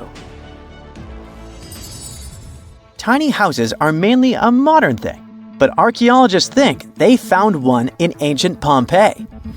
Unlike traditional Roman homes, which had grand atriums for entertaining guests, this house had none. But what it lacked in size, it made up for in artistry. Inside, scientists found a painted altar decorated with birds of prey, sparrows, snakes, and plants. The altar held ceremonial items like a lamp and an incense burner, still holding traces of fragrant herbs. In 2021, researchers scanning the Baltic Sea found a massive stone wall hidden beneath the waves. The Blinker Wall, stretching over 1.5 miles, could be Europe's oldest man-made structure. Sitting 68 feet below the surface, it's built from around 1,400 small stones placed between 300 giant boulders, some weighing up to 142 tons. Dating back over 10,000 years, the Blinker Wall predates Stonehenge and France's Karnak stones, meaning it was likely built when the area was dry land. Scientists believe it may have been a reindeer hunting tool, guiding animals into a lake where hunters could strike. Oh, and then there's the granite slab that was found in Egypt's Abydos area. At first, it was thought to belong to two important people from ancient Egypt, but a recent discovery showed it was actually part of the sarcophagus of Pharaoh Ramses II, one of the most famous Egyptian rulers. A researcher found a special engraving on the slab that had Ramses II's name on it. Ramses ruled Egypt a long time ago, and after he died, his tomb was looted, so his body and belongings were moved around a few times. This new discovery shows that after Ramses' tomb was robbed, some of his things were used again. The finding also teaches us that ancient Egyptian tombs were often looted, and the things in them were reused. Recently, something unexpected happened during a dig in Norton Disney, back in England. While searching for ancient coins and brooches, a volunteer from the Norton Disney History and Archaeology Group stumbled upon a mysterious Roman dodecahedron. This small hollow object, made of copper alloy with 12 pentagonal sides, was buried for 1,700 years, but was surprisingly well preserved. Though over 30 of these strange objects have been found in the UK, no one knows for sure what they were used for. Some think they might have been measuring tools or calendars, while others believe they were used for rituals. The Norton Disney Group thinks these dodecahedra were likely symbols for religious ceremonies, as many show no signs of wear from daily use. Ever since Plato wrote about the allegory of Atlantis, humanity has been fascinated with the possibility of the discovery of a thriving underwater civilization. Fancy joining me on a trip to a few historic underwater sites? Let's see what we can find out about ancient civilizations. The first one on our list is what is being called the underwater Stonehenge. Scientists have recently discovered a mysterious pile of cairns that stretch for miles under the shimmering waters of Lake Constance at the borders of Switzerland, Germany, and Austria. Archaeologists began to explore the site back in 2015, and they haven't been able to understand yet what it was actually used for. What they do know is that there is a 12-mile line of 170 human-made stone cairns under Lake Constance. Scientists say this was most likely the result of a combined work of several villages. The cairn site was probably used for some collective purpose. The formations are huge. Some of them are several dozen feet wide. The most amazing discovery so far is that the site dates back to around 5,500 years ago. Now, what were we humans doing back then? We were living in the prime years of the so-called Stone Age. We were beginning to make artifacts from stone and use them to hunt and eat. Can you imagine what a knife and fork might have looked like back in those days? It's no coincidence that scientists call this site the underwater Stonehenge, though. Both sites are believed to have been built around the same period of time. You see, Stonehenge dates back to around 3100 BCE. Both sites carry the distinct characteristic of stone monuments built in a circle. Not to mention the fact that scientists also haven't figured out why on earth our early ancestors would feel the need to build a monument such as Stonehenge. Well, the mystery of Lake Constance hasn't been solved yet. Who were the Neolithic people from this area? And for what purpose did they go through such an amount of work and effort to build this huge stone site? Next, we're taking you on a tour of the Ryukyu Islands just off the coast of Japan. You're diving deep down to an archaeological site.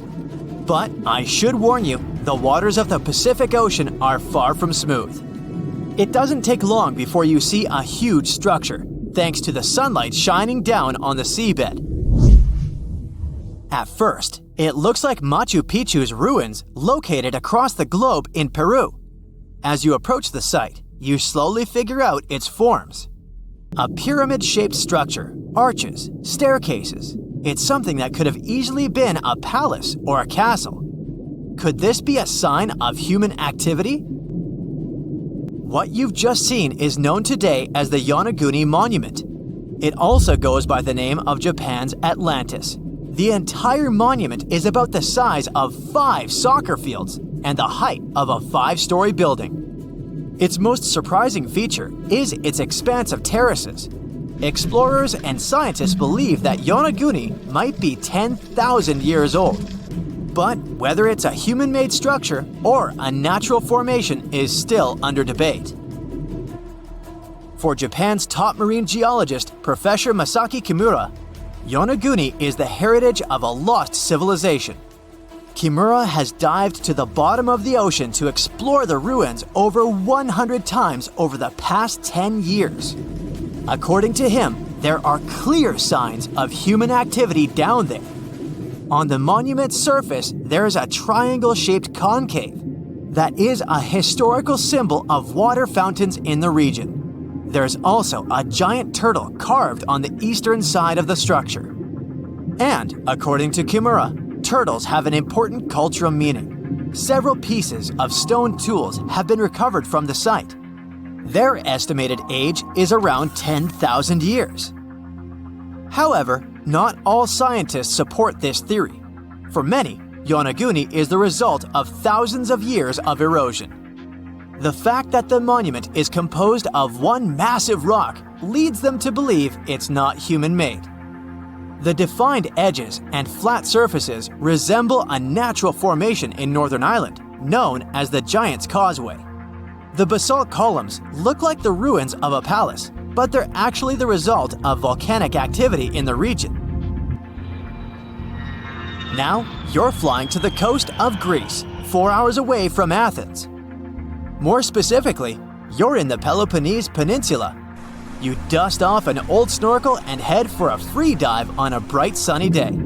Sometime into the dive, you start noticing patterns on a seabed. 13 feet below the surface, outlines of familiar objects start to appear, one by one. As you continue swimming, what looks like the outline of an entire city emerges in front of your eyes. Are you wondering how water could have taken the whole city? Rocks are perfectly aligned into what appears to be the foundation of a building. This is Pavlopetri, an ancient city you've probably heard about for the first time. It was discovered by Nicholas Fleming, a British oceanographer, when he was on vacation in Greece. He had heard rumors about Pavlopetri's existence and indeed found several artifacts on the seafloor. He went back to the area a year later with the team. They found a site filled with pots, storage vessels, and tools. A kernstone, for instance, is a tool used for grinding grains and turning them into flour. Multiple amphoras indicate that this settlement dates back to the Bronze Age, 5,500 years ago, when people started living in towns. The settlement is believed to have existed for over 2,400 years. Today, Pavlopetri is considered the oldest submerged town ever discovered, and what's impressive is that it wasn't a simple village. It was a vibrant port city with stone buildings, a marketplace, streets, and even squares. The next stop on our voyage is one of today's most famous underwater cities that has been turned into an archaeological park. The city of Port Royal in Jamaica exists only below the surface, but in 1692 it was one of the wealthiest cities in the Western Hemisphere. Port Royal was the center of the British Empire at the time and an important trade city that attracted people from all over the region. It was also home to real-life pirates of the Caribbean. On the morning of June 7, 1692, the people of Port Royal met a different fate than they had probably expected. The city woke up shaking. People were thrown out of their beds by the power of a massive earthquake, ranking 7.5 on a Richter scale. One survivor said he had seen Earth opening up and swallowing the whole town. What he said could be true, as the city was mainly built on sand. The ground swallowed buildings, roads, you name it. Geysers erupted, and finally, waves as big as 10-story buildings hit the city. About 33 acres of the city disappeared under the water. Amazingly, most of its 17th century remains are still in good condition under 40 feet of water. Archaeologists have found taverns, storage rooms, kitchens, and recreational buildings used for diverse purposes. You can also see a grand lion statue, a submerged bridge, and many picturesque arches. Of course, I saved the best for last: India. Just off its coast lies another sunken marvel. A site known as the Lost City of Cambe is located in the Gulf with a similar name. It remained undiscovered until 2001, when the National Institute of Ocean Technology made a routine water assessment. With the help of sonar technology, which sends a wave sound to the bottom of the sea, they found something far beneath the surface. Images showed well-defined geometric shapes spread along a 5-mile stretch. The remains date to more than 9,500 years ago, meaning this civilization was lost at around the end of the Ice Age.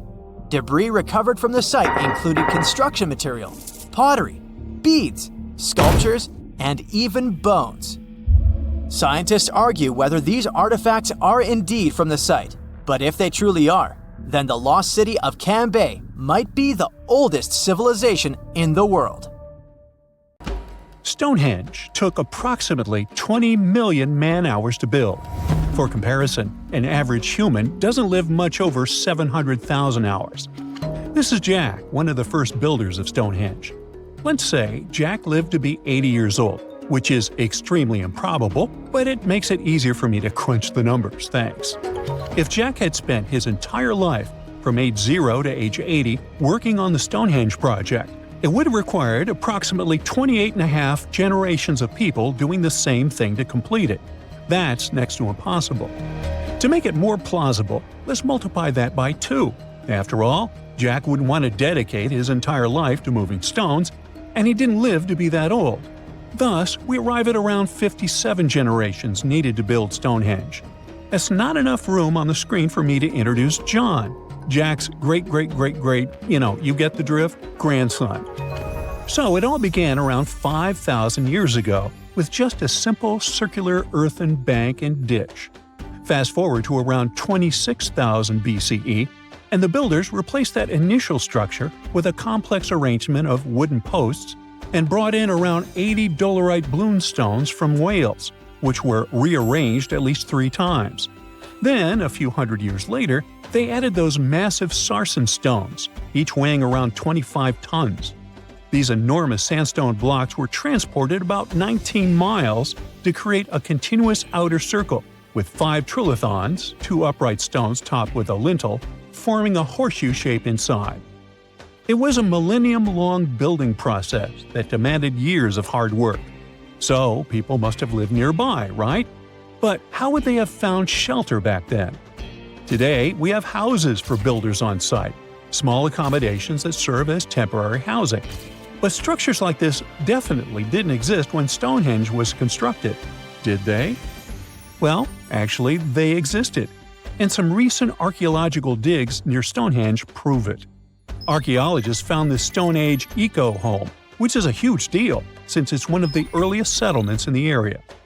This newly uncovered Mesolithic home dates back to around the year 4300 BCE. Let's take a closer look at this house, shall we?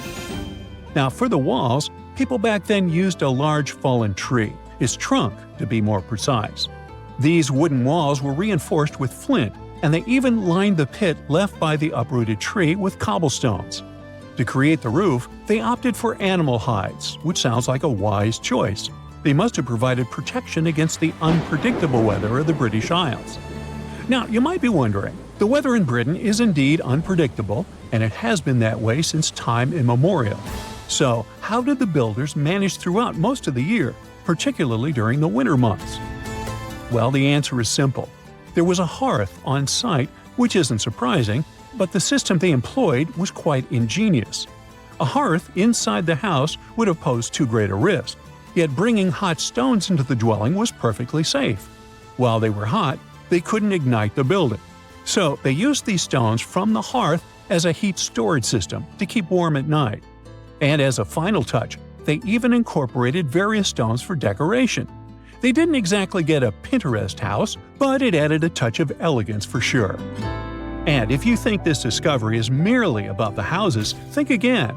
It significantly changes our understanding of how people lived during that time. This discovery places them in an important prehistoric setting right at the start of the Neolithic area, sparking some interesting questions about whether these early folks could be related to the people who built Stonehenge. But there's a big worry. Experts are concerned that this significant find, along with other buried archaeological sites, could be at risk if the authorities go ahead with plans to build a tunnel to reroute the A303 away from the World Heritage Site. Sure thing the house the scientists found wasn't in perfect shape, and it lacked some crucial elements people use for living. Some of them decayed over time, while others were simply absent. So the scientists took 20 tons of chalk, 5,000 hazel rods, and 3 tons of straw, and used all this to recreate the 4,500-year-old design houses. These new buildings are located close to Stonehenge, which is incredible since in this area, planning permission for even a new cowshed is problematic. So, what are these houses like? Well, first off, there are 4 of them, and they're oval-shaped. They're built on the foundation of real houses that stood there about 4,500 years ago. just around the time the Stonehenge Eco House was going up. The houses aren't very big, they're single-room structures. When it comes to dimensions, it was straightforward to estimate since we could gauge the size of the roof and the height of the walls based on the foundations. Each side measures about 16 feet. However, the roof structure remains a bit of a mystery. There were a few differing thatching techniques back then, so pinpointing the exact method used for these dwellings is kind of a guessing game. For now, we think it involves knotted or tied straw carefully secured onto a hazel-woven frame. When fires are lit, the smoke from the hearth wafts up through the thatched roof. Now, remember those 20 tons of chalk? That was needed for the floors and walls. The white chalk walls and floors reflect sunlight and capture heat from the fire. But here's the kicker. The builders encountered a challenge because the ground was so waterlogged that some of the chalk floors took weeks to dry out. By the time they should have been bone dry, they were still as sticky as chewing gum. Now, it's safe to say people 4,500 years ago faced similar struggles, and we can really appreciate what they went through while building their homes. The final layer of daub was applied using rags, giving a smooth, almost shiny finish that looks surprisingly classy. The interiors are furnished with wooden and wicker beds and shelves, along with clay pots and jars, all centered around a cozy hearth. The spaces feel surprisingly roomy and are filled with light that streams in through the thatched roof, bouncing off those white walls. Plus, the woven furniture adds a nice touch of authenticity to the vibe. The fires have been lit, and the first meal, bread crafted from flour ground on a stone mill next to the hearth, has been prepared. Those who tried the bread were pleasantly surprised by its flavor, finding it quite tasty. Now, here comes the bummer. Those who recreated the houses did cheat a little. While the materials used were authentic, the tools weren't. They used cement mixers to mix the daub, wheelbarrows to transport the timber, and logs by the hearth were split with steel axes instead of stone ones. Still, the builders aren't professionals, they're volunteers. So I think a bit of cheating is totally cool in this case. There are other volunteers on site who are more than happy to chat about the daily activities of the Stonehenge builders, from grinding grain with a quern to making rope from rushes. But these houses and the Eco House aren't the only remarkable things in the Stonehenge area. Some years ago, archaeologists uncovered a burial site close to Stonehenge that predates the monument itself. This Neolithic long barrow, dating back approximately 56 to 5,700 years, likely contains the remains of some of Britain's earliest inhabitants. The burial site was identified through aerial images that revealed its distinct shape beneath the crops. Salisbury Plain is rich with ancient sites, including Stonehenge, various mounds, and monuments. The area has remained undisturbed over the centuries, which is likely why so many ancient structures are still intact. This discovery also shows a significant shift in human lifestyle during that era, marking a transition from a nomadic existence to settled farming and animal husbandry, much like the Eco House itself. The long barrow in question measures about 85 feet long and 65 feet wide, though much of its above-ground structure has been lost to farming over the years.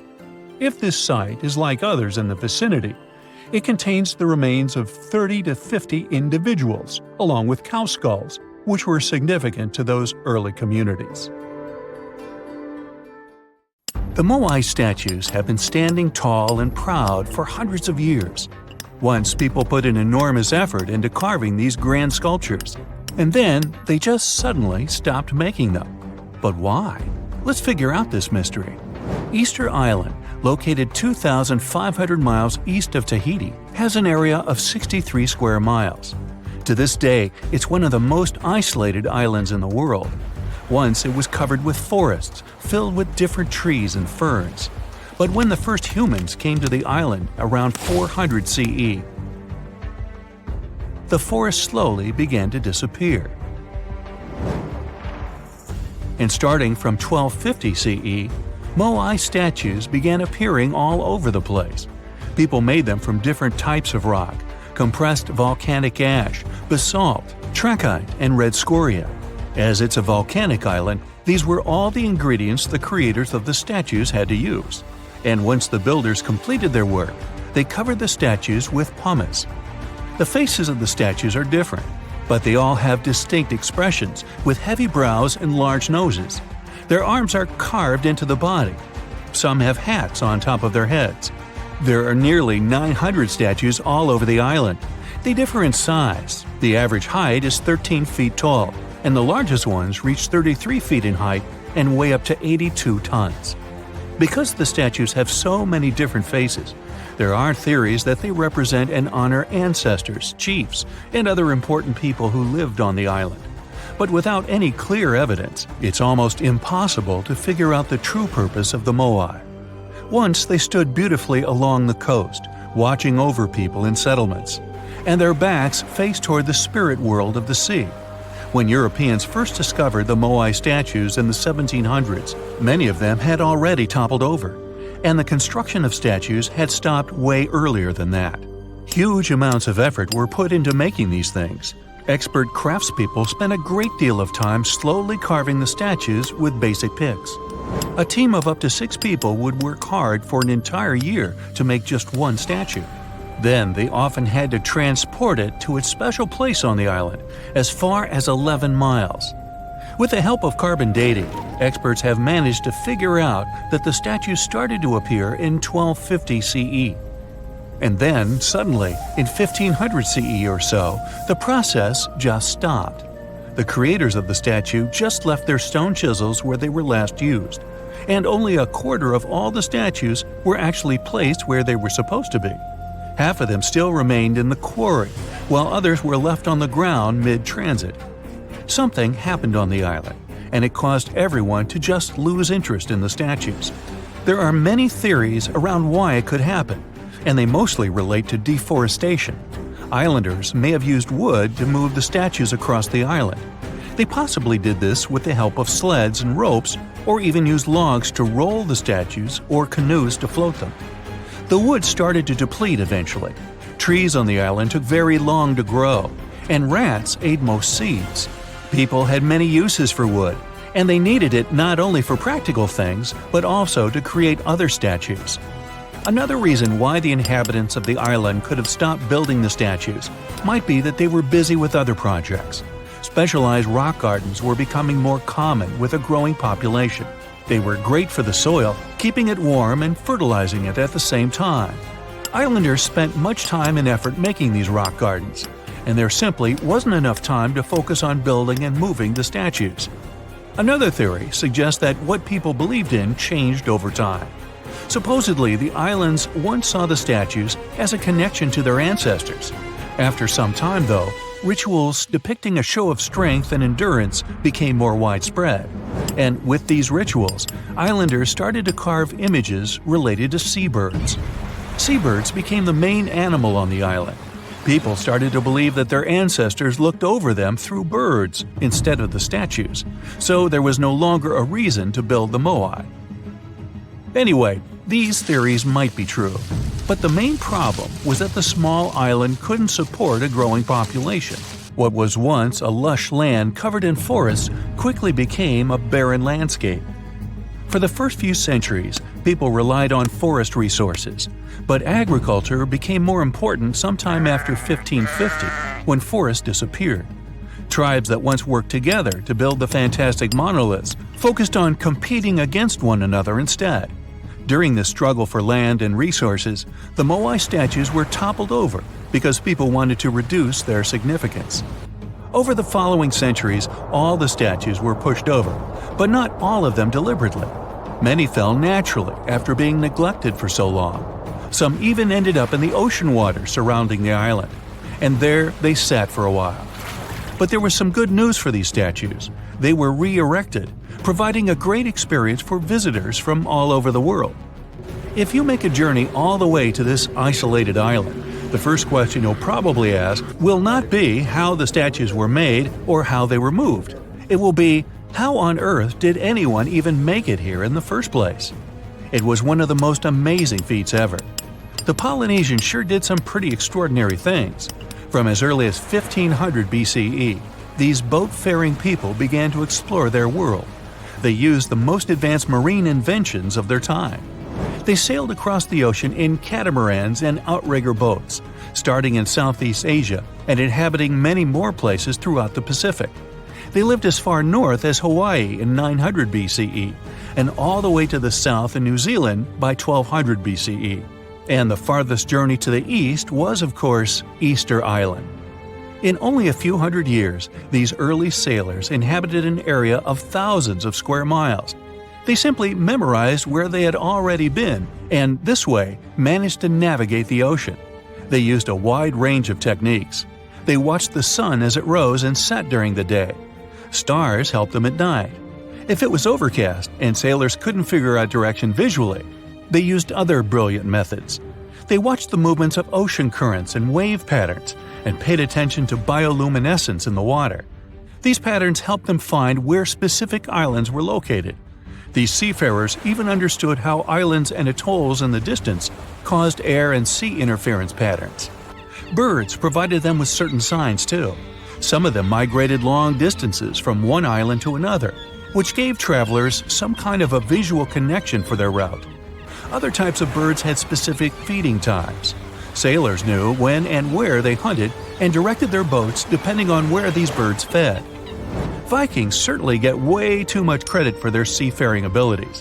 Where they used a sun compass, the early Polynesians relied purely on the knowledge of how nature itself could guide them.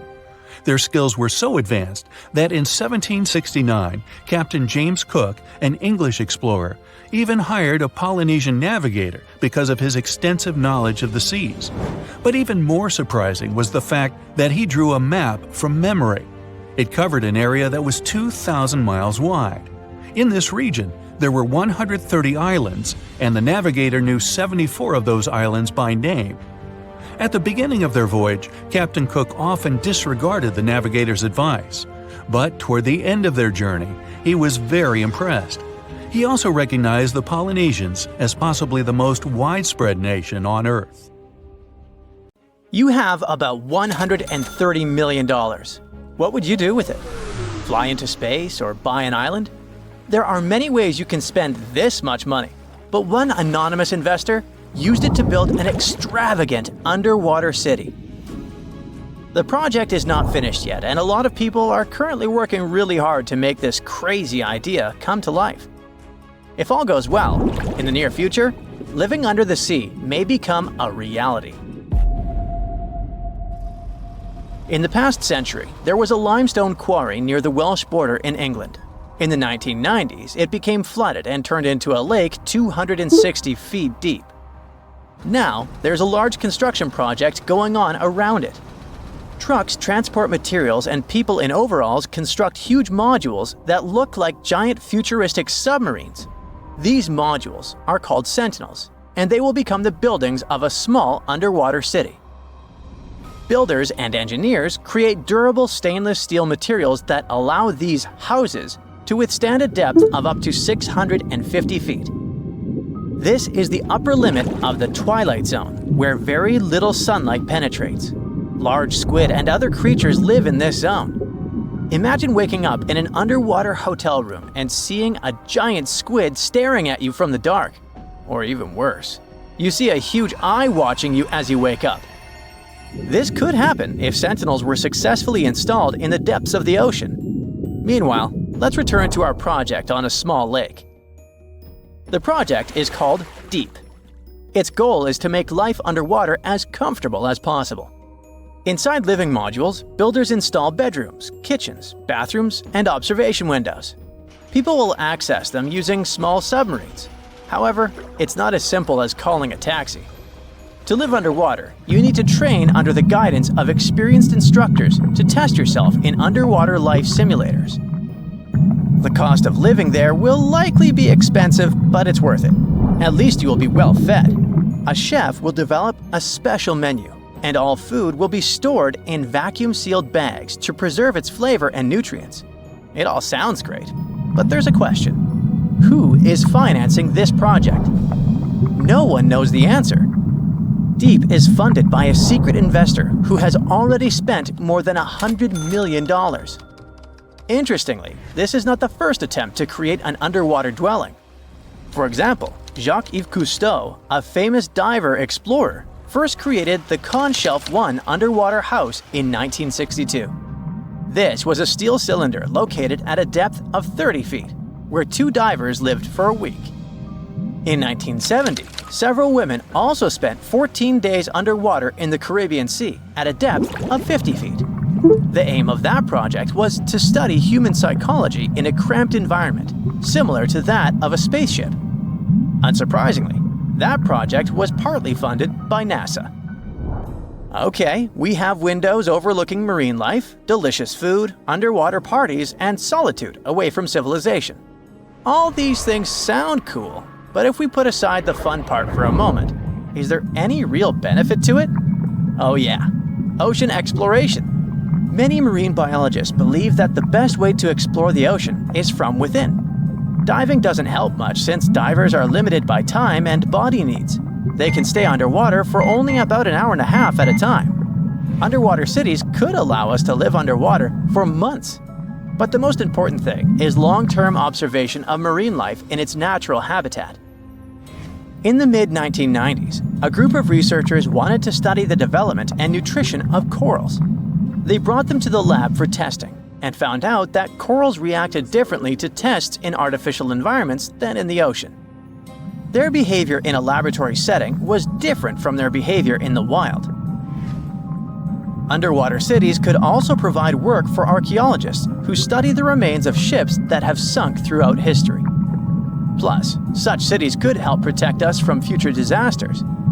In the event of a catastrophe like an earthquake, tsunami, or volcanic eruption, scientists and engineers could build water-based shelters like the Sub-Biosphere 2 project to provide refuge for people.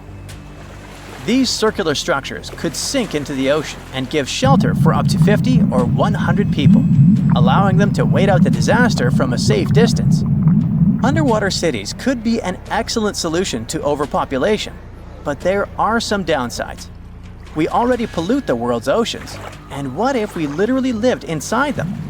It's one thing to use labs to study marine life, but it's another to build hotels for vacationers. One such hotel, called the Water Discus, is a building at a depth of no more than 32 feet. It will have 21 rooms and a restaurant with coral reef views. While the conditions seem comfortable, some experts worry that staying there for long periods could be harmful because of the lack of sunlight. Nevertheless, it would be interesting to stay there for a week and see how it feels. The most challenging aspect of creating such laboratories, hotels, and bunkers is ensuring a reliable life support and safety system. It's crucial that the air, humidity, and temperature be as comfortable as possible for people to live in these structures. However, this requires a significant amount of energy. Currently, all modern underwater buildings rely on external sources of energy located on the surface. But scientists plan to make future underwater projects fully autonomous, using kinetic energy from waves and powerful solar panels to generate power. It's also important to create the right structure for these buildings. Rather than covering an underwater city with a giant bubble, it's more efficient to create several large housing modules. Each module should consist of steel, glass, and special cement. Also, the depth shouldn't exceed 1,000 feet, since a deeper location would require thicker walls because of high water pressure. To load and move these residential modules safely, engineers can use ballast tanks. These are large containers filled with water, which are used to pull the modules down deep into the ocean. Once in place, engineers can release the water from the tanks and fill them with air, causing the house to float back to the surface. And what about fresh air? Fish extract oxygen from the water using their gills, but this method is obviously not suitable for humans. Therefore, we need to deliver air from the surface. It can be piped into the city and mixed with a special substance called sodasorb, which reacts with carbon dioxide and removes it. It would be great if we could generate oxygen inside our underwater cities rather than relying on other sources. This would require farms and plants that can produce oxygen through photosynthesis. But instead of sunlight, these plants would use artificial light. If we talk about complete autonomy, people could get food from the water at any moment, put on scuba gear, a mask, and an oxygen tank, and leave the hotel through an airlock. Use harpoons and fishing nets to catch dinner. Remember to check your oxygen reserves and don't swim for too long. Frying fish in a pan won't work because of strong odors. In an underwater dwelling, air is static like in an airplane cabin, so odors become stronger. Maybe in the future, engineers will create a dedicated cooking area, but for now, you'll have to rely on canned and dehydrated food. If you get bored, go for an underwater walk. Instead of carrying oxygen tanks, use hollow tubes connecting your mask to an air source inside your home. But don't forget that you can't go too far because the length of the tube is limited. Air, food, safe construction. What else? Drinking water. In the future, scientists may create filters in these hotels that desalinate salt water. This water can be extracted from the condensation inside the hotel, as well as from human secretions. Don't be surprised. Astronauts, for example, have been using special technology to filter their liquids and turn them into drinking water for a long time. Hey, if you think Stonehenge is one of the oldest stone monuments ever, well, let me introduce you to Göbekli Tepe. Buckle up, we gotta travel to Turkey to meet this really old guy. Yeah, he's too old to travel. Jokes aside, Göbekli Tepe, an archaeological site located in southeastern Turkey that dates back to the Neolithic period around 10,000 BCE. It's considered to be one of the oldest and most significant archaeological discoveries in recent times. The site consists of a series of circular and rectangular structures made of stone pillars. Yeah, it does look like its younger brother Stonehenge. Some of those pillars are decorated with intricate carvings of animals and other symbols. Now, you maybe wonder, hey, why on earth did they make such a fascinating building? What was its purpose? Sorry, I got no answer for that. The purpose of the site is still unknown, but it is believed to have been a ceremonial center for the ancient people who lived in the area. The discovery of Göbekli Tepe has challenged long-held beliefs about the development of human civilization, as it suggests that complex societies may have emerged much earlier than previously thought. Okay, pack your stuff, our travel's just started. Next destination, Masada. It's an ancient fortress located in Israel on a plateau overlooking the Dead Sea. Hey, look at that view, spectacular, huh? It was built by King Herod the Great in the 1st century BCE, and it was very smartly built. Within the fortress, there were various facilities such as storehouses, barracks, a palace, and a set of cisterns capable of holding approximately 40,000 cubic meters of rainwater. People living there believed that the collected runoff from a single day's rainfall could provide sustenance for over 1,000 individuals for a period of 2 to 3 years. Access to the fortress was limited to 3 steep and winding paths leading up to fortified gates. Still, at one point, the fortress was occupied by people who had fled Jerusalem after the city was captured by the Romans. They held out against the invaders for several months, but eventually they were defeated. But these guys didn't surrender. The story of Masada has become a symbol of resistance and bravery. Today, Masada is a popular tourist attraction and a UNESCO World Heritage Site. The next flight is going to be short. We're popping over to Egypt to see the Karnak Temple Complex. It's a vast ancient Egyptian temple complex located in the city of Luxor, Egypt. It was built over a period of 2,000 years and covers an area of more than 200 acres. The complex is dedicated to the worship of the deity Amun-Roka. Wait a minute, that should be Amun-Ra, and it was one of the most important religious centers in ancient Egypt. The Karnak Temple consists of several temples, chapels, and other buildings, including the Great Temple of Amun, the Temple of Khonsu, and the Temple of Ptah. Ptah! The Great Temple of Amun is the largest and most impressive temple in the complex, with massive columns, statues, and other decorations. One of the most famous features of the Karnak Temple complex is the Avenue of Sphinxes, which is a long avenue lined with Sphinx statues that leads from the entrance of the complex to the Great Temple of Amun. Another notable feature is the hypostyle hall, which is a massive hall with 134 columns that are over 70 feet high. The Karnak Temple complex is a popular tourist attraction and a UNESCO World Heritage Site. It's considered one of the most important archaeological sites in Egypt and provides a fascinating glimpse into the religion and culture of ancient Egypt. Hey, we can't hop on the next flight and leave Egypt until we see the Pyramid of Djoser. It has another name, by the way. It's also known as the Step Pyramid.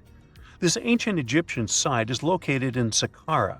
It was built during the 27th century BCE for the pharaoh Djoser by his architect Imhotep, who is considered one of the most important figures in Egyptian history. People believe this pyramid is the first monumental structure built entirely of stone and is an important example of early Egyptian architecture. The pyramid originally stood at 203 feet tall and was surrounded by a complex of buildings and courtyards. It was constructed in 6 layers, each smaller than the one below it, giving it the distinctive step-like appearance. The pyramid was used as a burial place for Pharaoh Djoser and was surrounded by a vast necropolis that contained the tombs of many other important officials. The Grateful Dead? The Pyramid of Djoser has several renovations and additions over the centuries, including the addition of a limestone casing that covered the original step structure. However, much of the pyramid was destroyed over time, and today only the central core remains. Despite this, it remains an important archaeological site and a popular tourist attraction in Egypt. Alrighty, we're ready to move on. There's one more pretty recent discovery we gotta see today. The Tower of Jericho was only discovered during excavations in the 1950s and 60s. It's an ancient stone tower located in the city of Jericho in the West Bank. Just like Göbekli Tepe, this one is believed to be one of the oldest stone structures in the world, dating back to approximately 8000 BCE. The tower stands at over 28 feet tall. It's made up of 2 main sections, an inner tower and an outer tower, which are connected by a series of stairs. The purpose of the Tower of Jericho is not entirely clear, but it is believed to have served as a defensive structure or a watchtower. It may have also had religious significance, as it was located near a sacred spring. The Tower of Jericho is a significant archaeological site and has provided valuable insights into the early history of human civilization. It's open to visitors and is a popular destination for tourists interested in ancient history. Now, this ancient site even got attention from Netflix, and they made a movie where the action takes place in Mohenjo Daro. This site was a major center of the Indus Valley civilization in present-day Pakistan. Mohenjo Daro was one of the largest cities of the ancient world, with a population estimated to have been around 40,000 in its peak. Trust me, that must have been a crazy megalopolis back then. The city was notable for its advanced urban planning, with sophisticated drainage and sanitation systems, and its impressive architecture, including the Great Bath and the Granary. Mohenjo Daro was abandoned around 1900 BCE, and its ruins were only rediscovered in the 1920s. Today, it is a UNESCO World Heritage Site and an important archaeological site for the study of ancient South Asian civilization. We're heading to a teeny-tiny country that has quite an impressive history. Welcome to Malta. The Ziggurat temples are a Neolithic site located on the Mediterranean island of Gozo. They're probably one of the oldest freestanding structures in the world, dating back to around 3600 to 3200 BCE. The temples consist of 2 megalithic structures, each with multiple rooms and altars. The name Gigantia means giant tower in Maltese, as people believe that only giants could have built such massive structures. The temples are believed to have been used for religious purposes and are considered to be an important example of prehistoric architecture. They were added to the UNESCO World Heritage List in 1980. Well, you must be pretty tired, but there's one more place we gotta visit today. Our plane is already landing in Armenia, and we're here to see the Temple of Garni. Look, this one is well preserved. This temple dates back to the 1st century CE. It was built by King Tiridates I as a dedication to the sun deity Mir. Sadly, the temple was destroyed in the 17th century during an earthquake, which is quite a common thing for this area, but it was later reconstructed in the 20th century. Today, it's a popular tourist attraction and is also listed as a UNESCO World Heritage Site. Have you ever seen a skyscraper that can change its shape? The creators of the F&F Tower in Panama City had a concept and only $50 million, which isn't a lot in skyscraper money. So they couldn't afford a mistake, and they finished a concrete structure with the 39 upper floors rotating 9 degrees around an axis from the first attempt without spending any extra time or materials. Dubai's rotating tower will look different every time you see it once it's finished. Each of its 80 floors will rotate 360 degrees individually around the center of the building. The lucky residents will be able to control that rotation, which means they can choose their view from the window.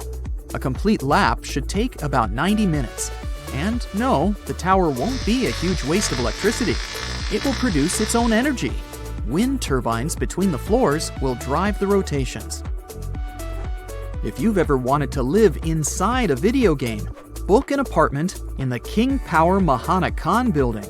This pixelated skyscraper, around the height of the Eiffel Tower, is the tallest building in Thailand. The secret behind its looks is the horizontally and vertically divided glass windows. It took 5 years to finish this beauty with over 200 apartments, a hotel, luxury shops, restaurants, and one of the most breathtaking viewpoints in the world. The Libyan International Building features one of the world's tallest artificial waterfalls, running right down its side.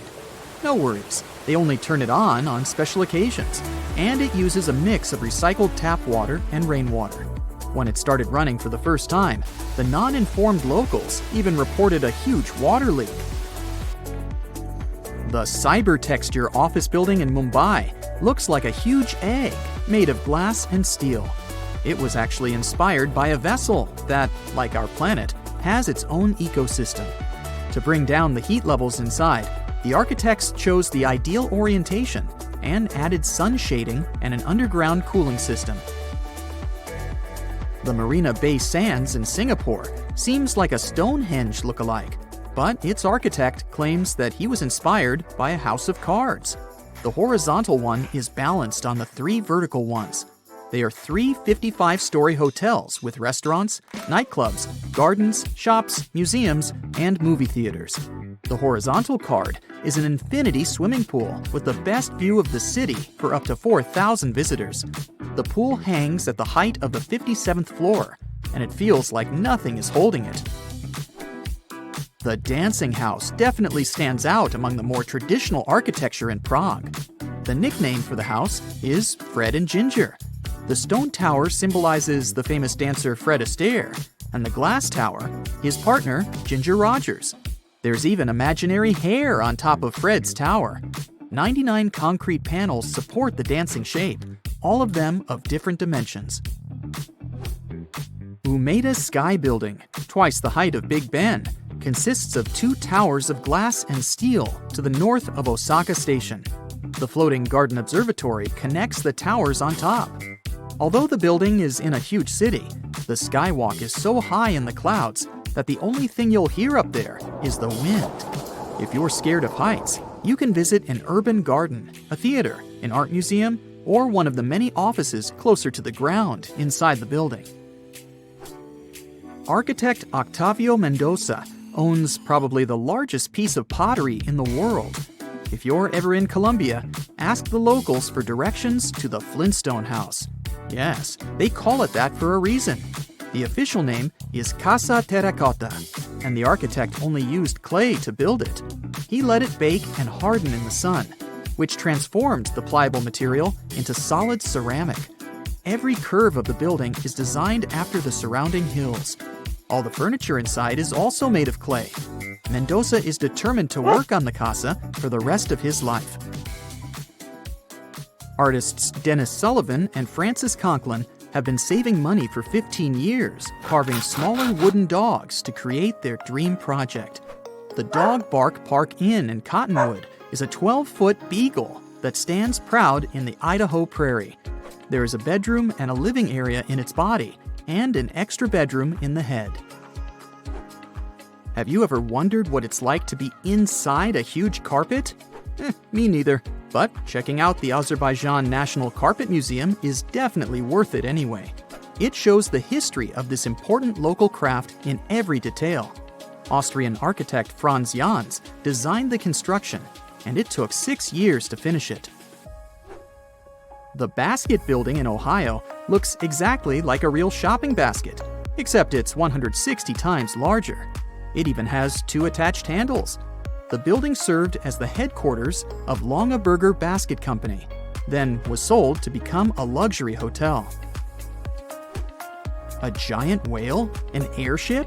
Can you guess what's inside this building in Graz, Austria? 2 British architects won the Europe-wide competition to design this art museum. The biomorphic construction has around 1,000 acrylic glass elements on its skin. During the night, it can send light signals and messages to people on the other side of the river. It takes in daylight from the north through nozzles on its top. The needle is a viewing platform. The Half House in Toronto, Canada, was built in the late 19th century and was one of 6 identical houses standing next to each other. When developers came to this area, the owners of all the other houses agreed to move, and this one wouldn't go. A demolition crew showed some impressive skills as they managed to tear down the neighboring house without doing any damage at all to what is now the Half House. The white exterior wall used to be load-bearing, dividing the neighbors' bedrooms and living rooms. One wrong move of the excavator, and the entire construction would become ruins. The Shell House in Isla Mujeres, Mexico, stands by the ocean, was inspired by the ocean, and looks like one of the ocean's symbols. The house is shell-shaped and covered with shells from nearby beaches. Architect Eduardo Ocampo designed this beauty as he wanted to have a one-of-a-kind house for his brother to come and visit more often. Now it's up for rent for vacationers. The Bubble Palace, not far away from Cannes in France, was designed by a Hungarian architect and purchased by Pierre Cardin. In case you have a couple of spare million, you can buy this interesting property. You'll get 10-bedroom suites decorated by contemporary artists, gardens, water ponds, a swimming pool, and a 500-seat outdoor auditorium with an awesome view of the Bay of Cannes as a bonus. Can you find one house standing straight here? I know, I also failed. All the cubes in the Cube House in Rotterdam are tilted 45 degrees at their side. The idea here was to make the most of the space. Dutch architect Piet Blom designed the houses in the late 70s to look like an abstract forest. Each triangular roof represents a treetop. The houses stand at 3 floors tall, with an entrance on the ground floor, an open kitchen, and a living room on the first floor, as well as a bathroom with 2 bedrooms on the top floor. The Boot in Tasman, New Zealand is a hotel that looks like it comes straight out of a children's book. It even has legit shoelaces. There's a spiral staircase, cozy fireplace, kitchenette, and a bedroom with a balcony. If you ever find yourself in Mitchell, South Dakota, be sure not to miss out on their key tourist attraction, the Corn Palace. The locals have always been so proud of prairie gold that they first built a palace out of corn back in 1892 to prove to the rest of the world how fertile their lands are. What you can see now is the rebuilt version. Every year, they put new corn in 13 shades to form new beautiful murals. Shenzhen, China. At first sight, it doesn't look like a perfect place to build one of the fanciest and tallest buildings in the world. But a company from China decided to take a chance. They had visions of building Golden Finance 117, a unique, mighty skyscraper with plenty of things super rich people could enjoy. At that time, no one knew it would turn into one of the tallest ghost scrapers in the world, meaning it would be a skyscraper with no life, events, or people inside. The one that no one would even talk about anymore. The world has impressive tall skyscrapers. The first one was built in 1885 in Chicago. And the tallest one today is in Dubai. Then there's one in Shanghai, another one in Mecca, and Shenzhen. Golden Finance 117 was supposed to be the 5th tallest skyscraper ever built. The construction was started 13 years ago, and at first, it all looked very promising. In 2015, the building reached its full height, 1,955 feet. But then, something mysterious happened. People deserted the skyscraper shortly after it was almost done, and the whole project has remained unfinished to this day. The company got the idea in 2008. During that period, plenty of cities across China were trying to build something impressive to get their place on the world stage.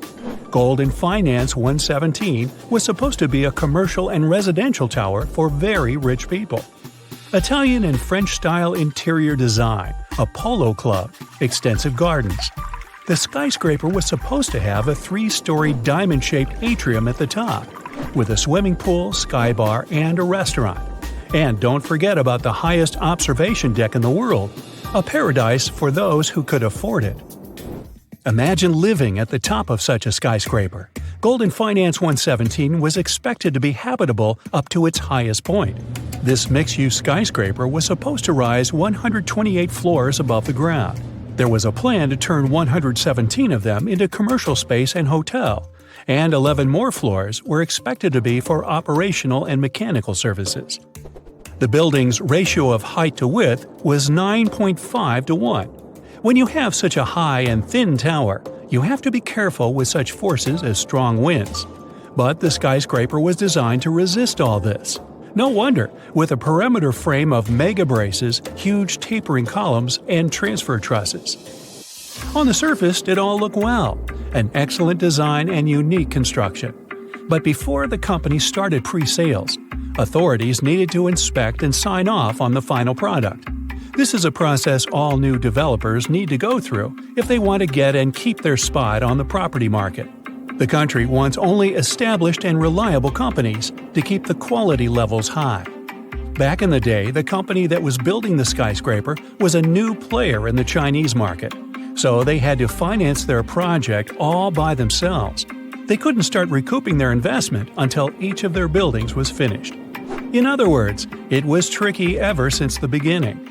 But they were focused on the result. If they managed to finish the entire project with no major issues, the reward would be amazing. So they started in August 2008. China survived the global financial crisis that also happened in 2008, but it still affected the market. That brought lots of pressure on the company, which is why they stopped building the skyscraper in January 2010. Things got better in 2011. That's when the company decided to continue their work, finish the tower, and get ready to sell it because the market was growing once again. But considering all the rules on the property market, the company was in a very vulnerable situation. Things were getting more and more complicated. In 2015, there was a new crisis, this time affecting the stock market. The series of unfortunate events kept happening on and off until everyone stopped talking about the entire project. One more issue was the location. The skyscraper was being built on what used to be industrial land, and in the area, there weren't many wealthy people who could afford to live in such a building. The company probably hoped for people to relocate there once they finished the construction, which never happened. China generally has the biggest number of tall buildings in the whole world. There are 1,400 skyscrapers in the country. The US takes second place with more than 800 high-rise buildings. Then there's Japan with over 250 skyscrapers. 2018 was the year when China built more skyscrapers than any other country in the world. 88 new buildings with a height of 656 feet or more appeared there. But because of multiple unforeseen events, Golden Finance 117 never got its chance to shine. Now it's just a ghost place everyone stopped talking about in 2018. Now, this wasn't the only case when a building remained unfinished for a long period of time.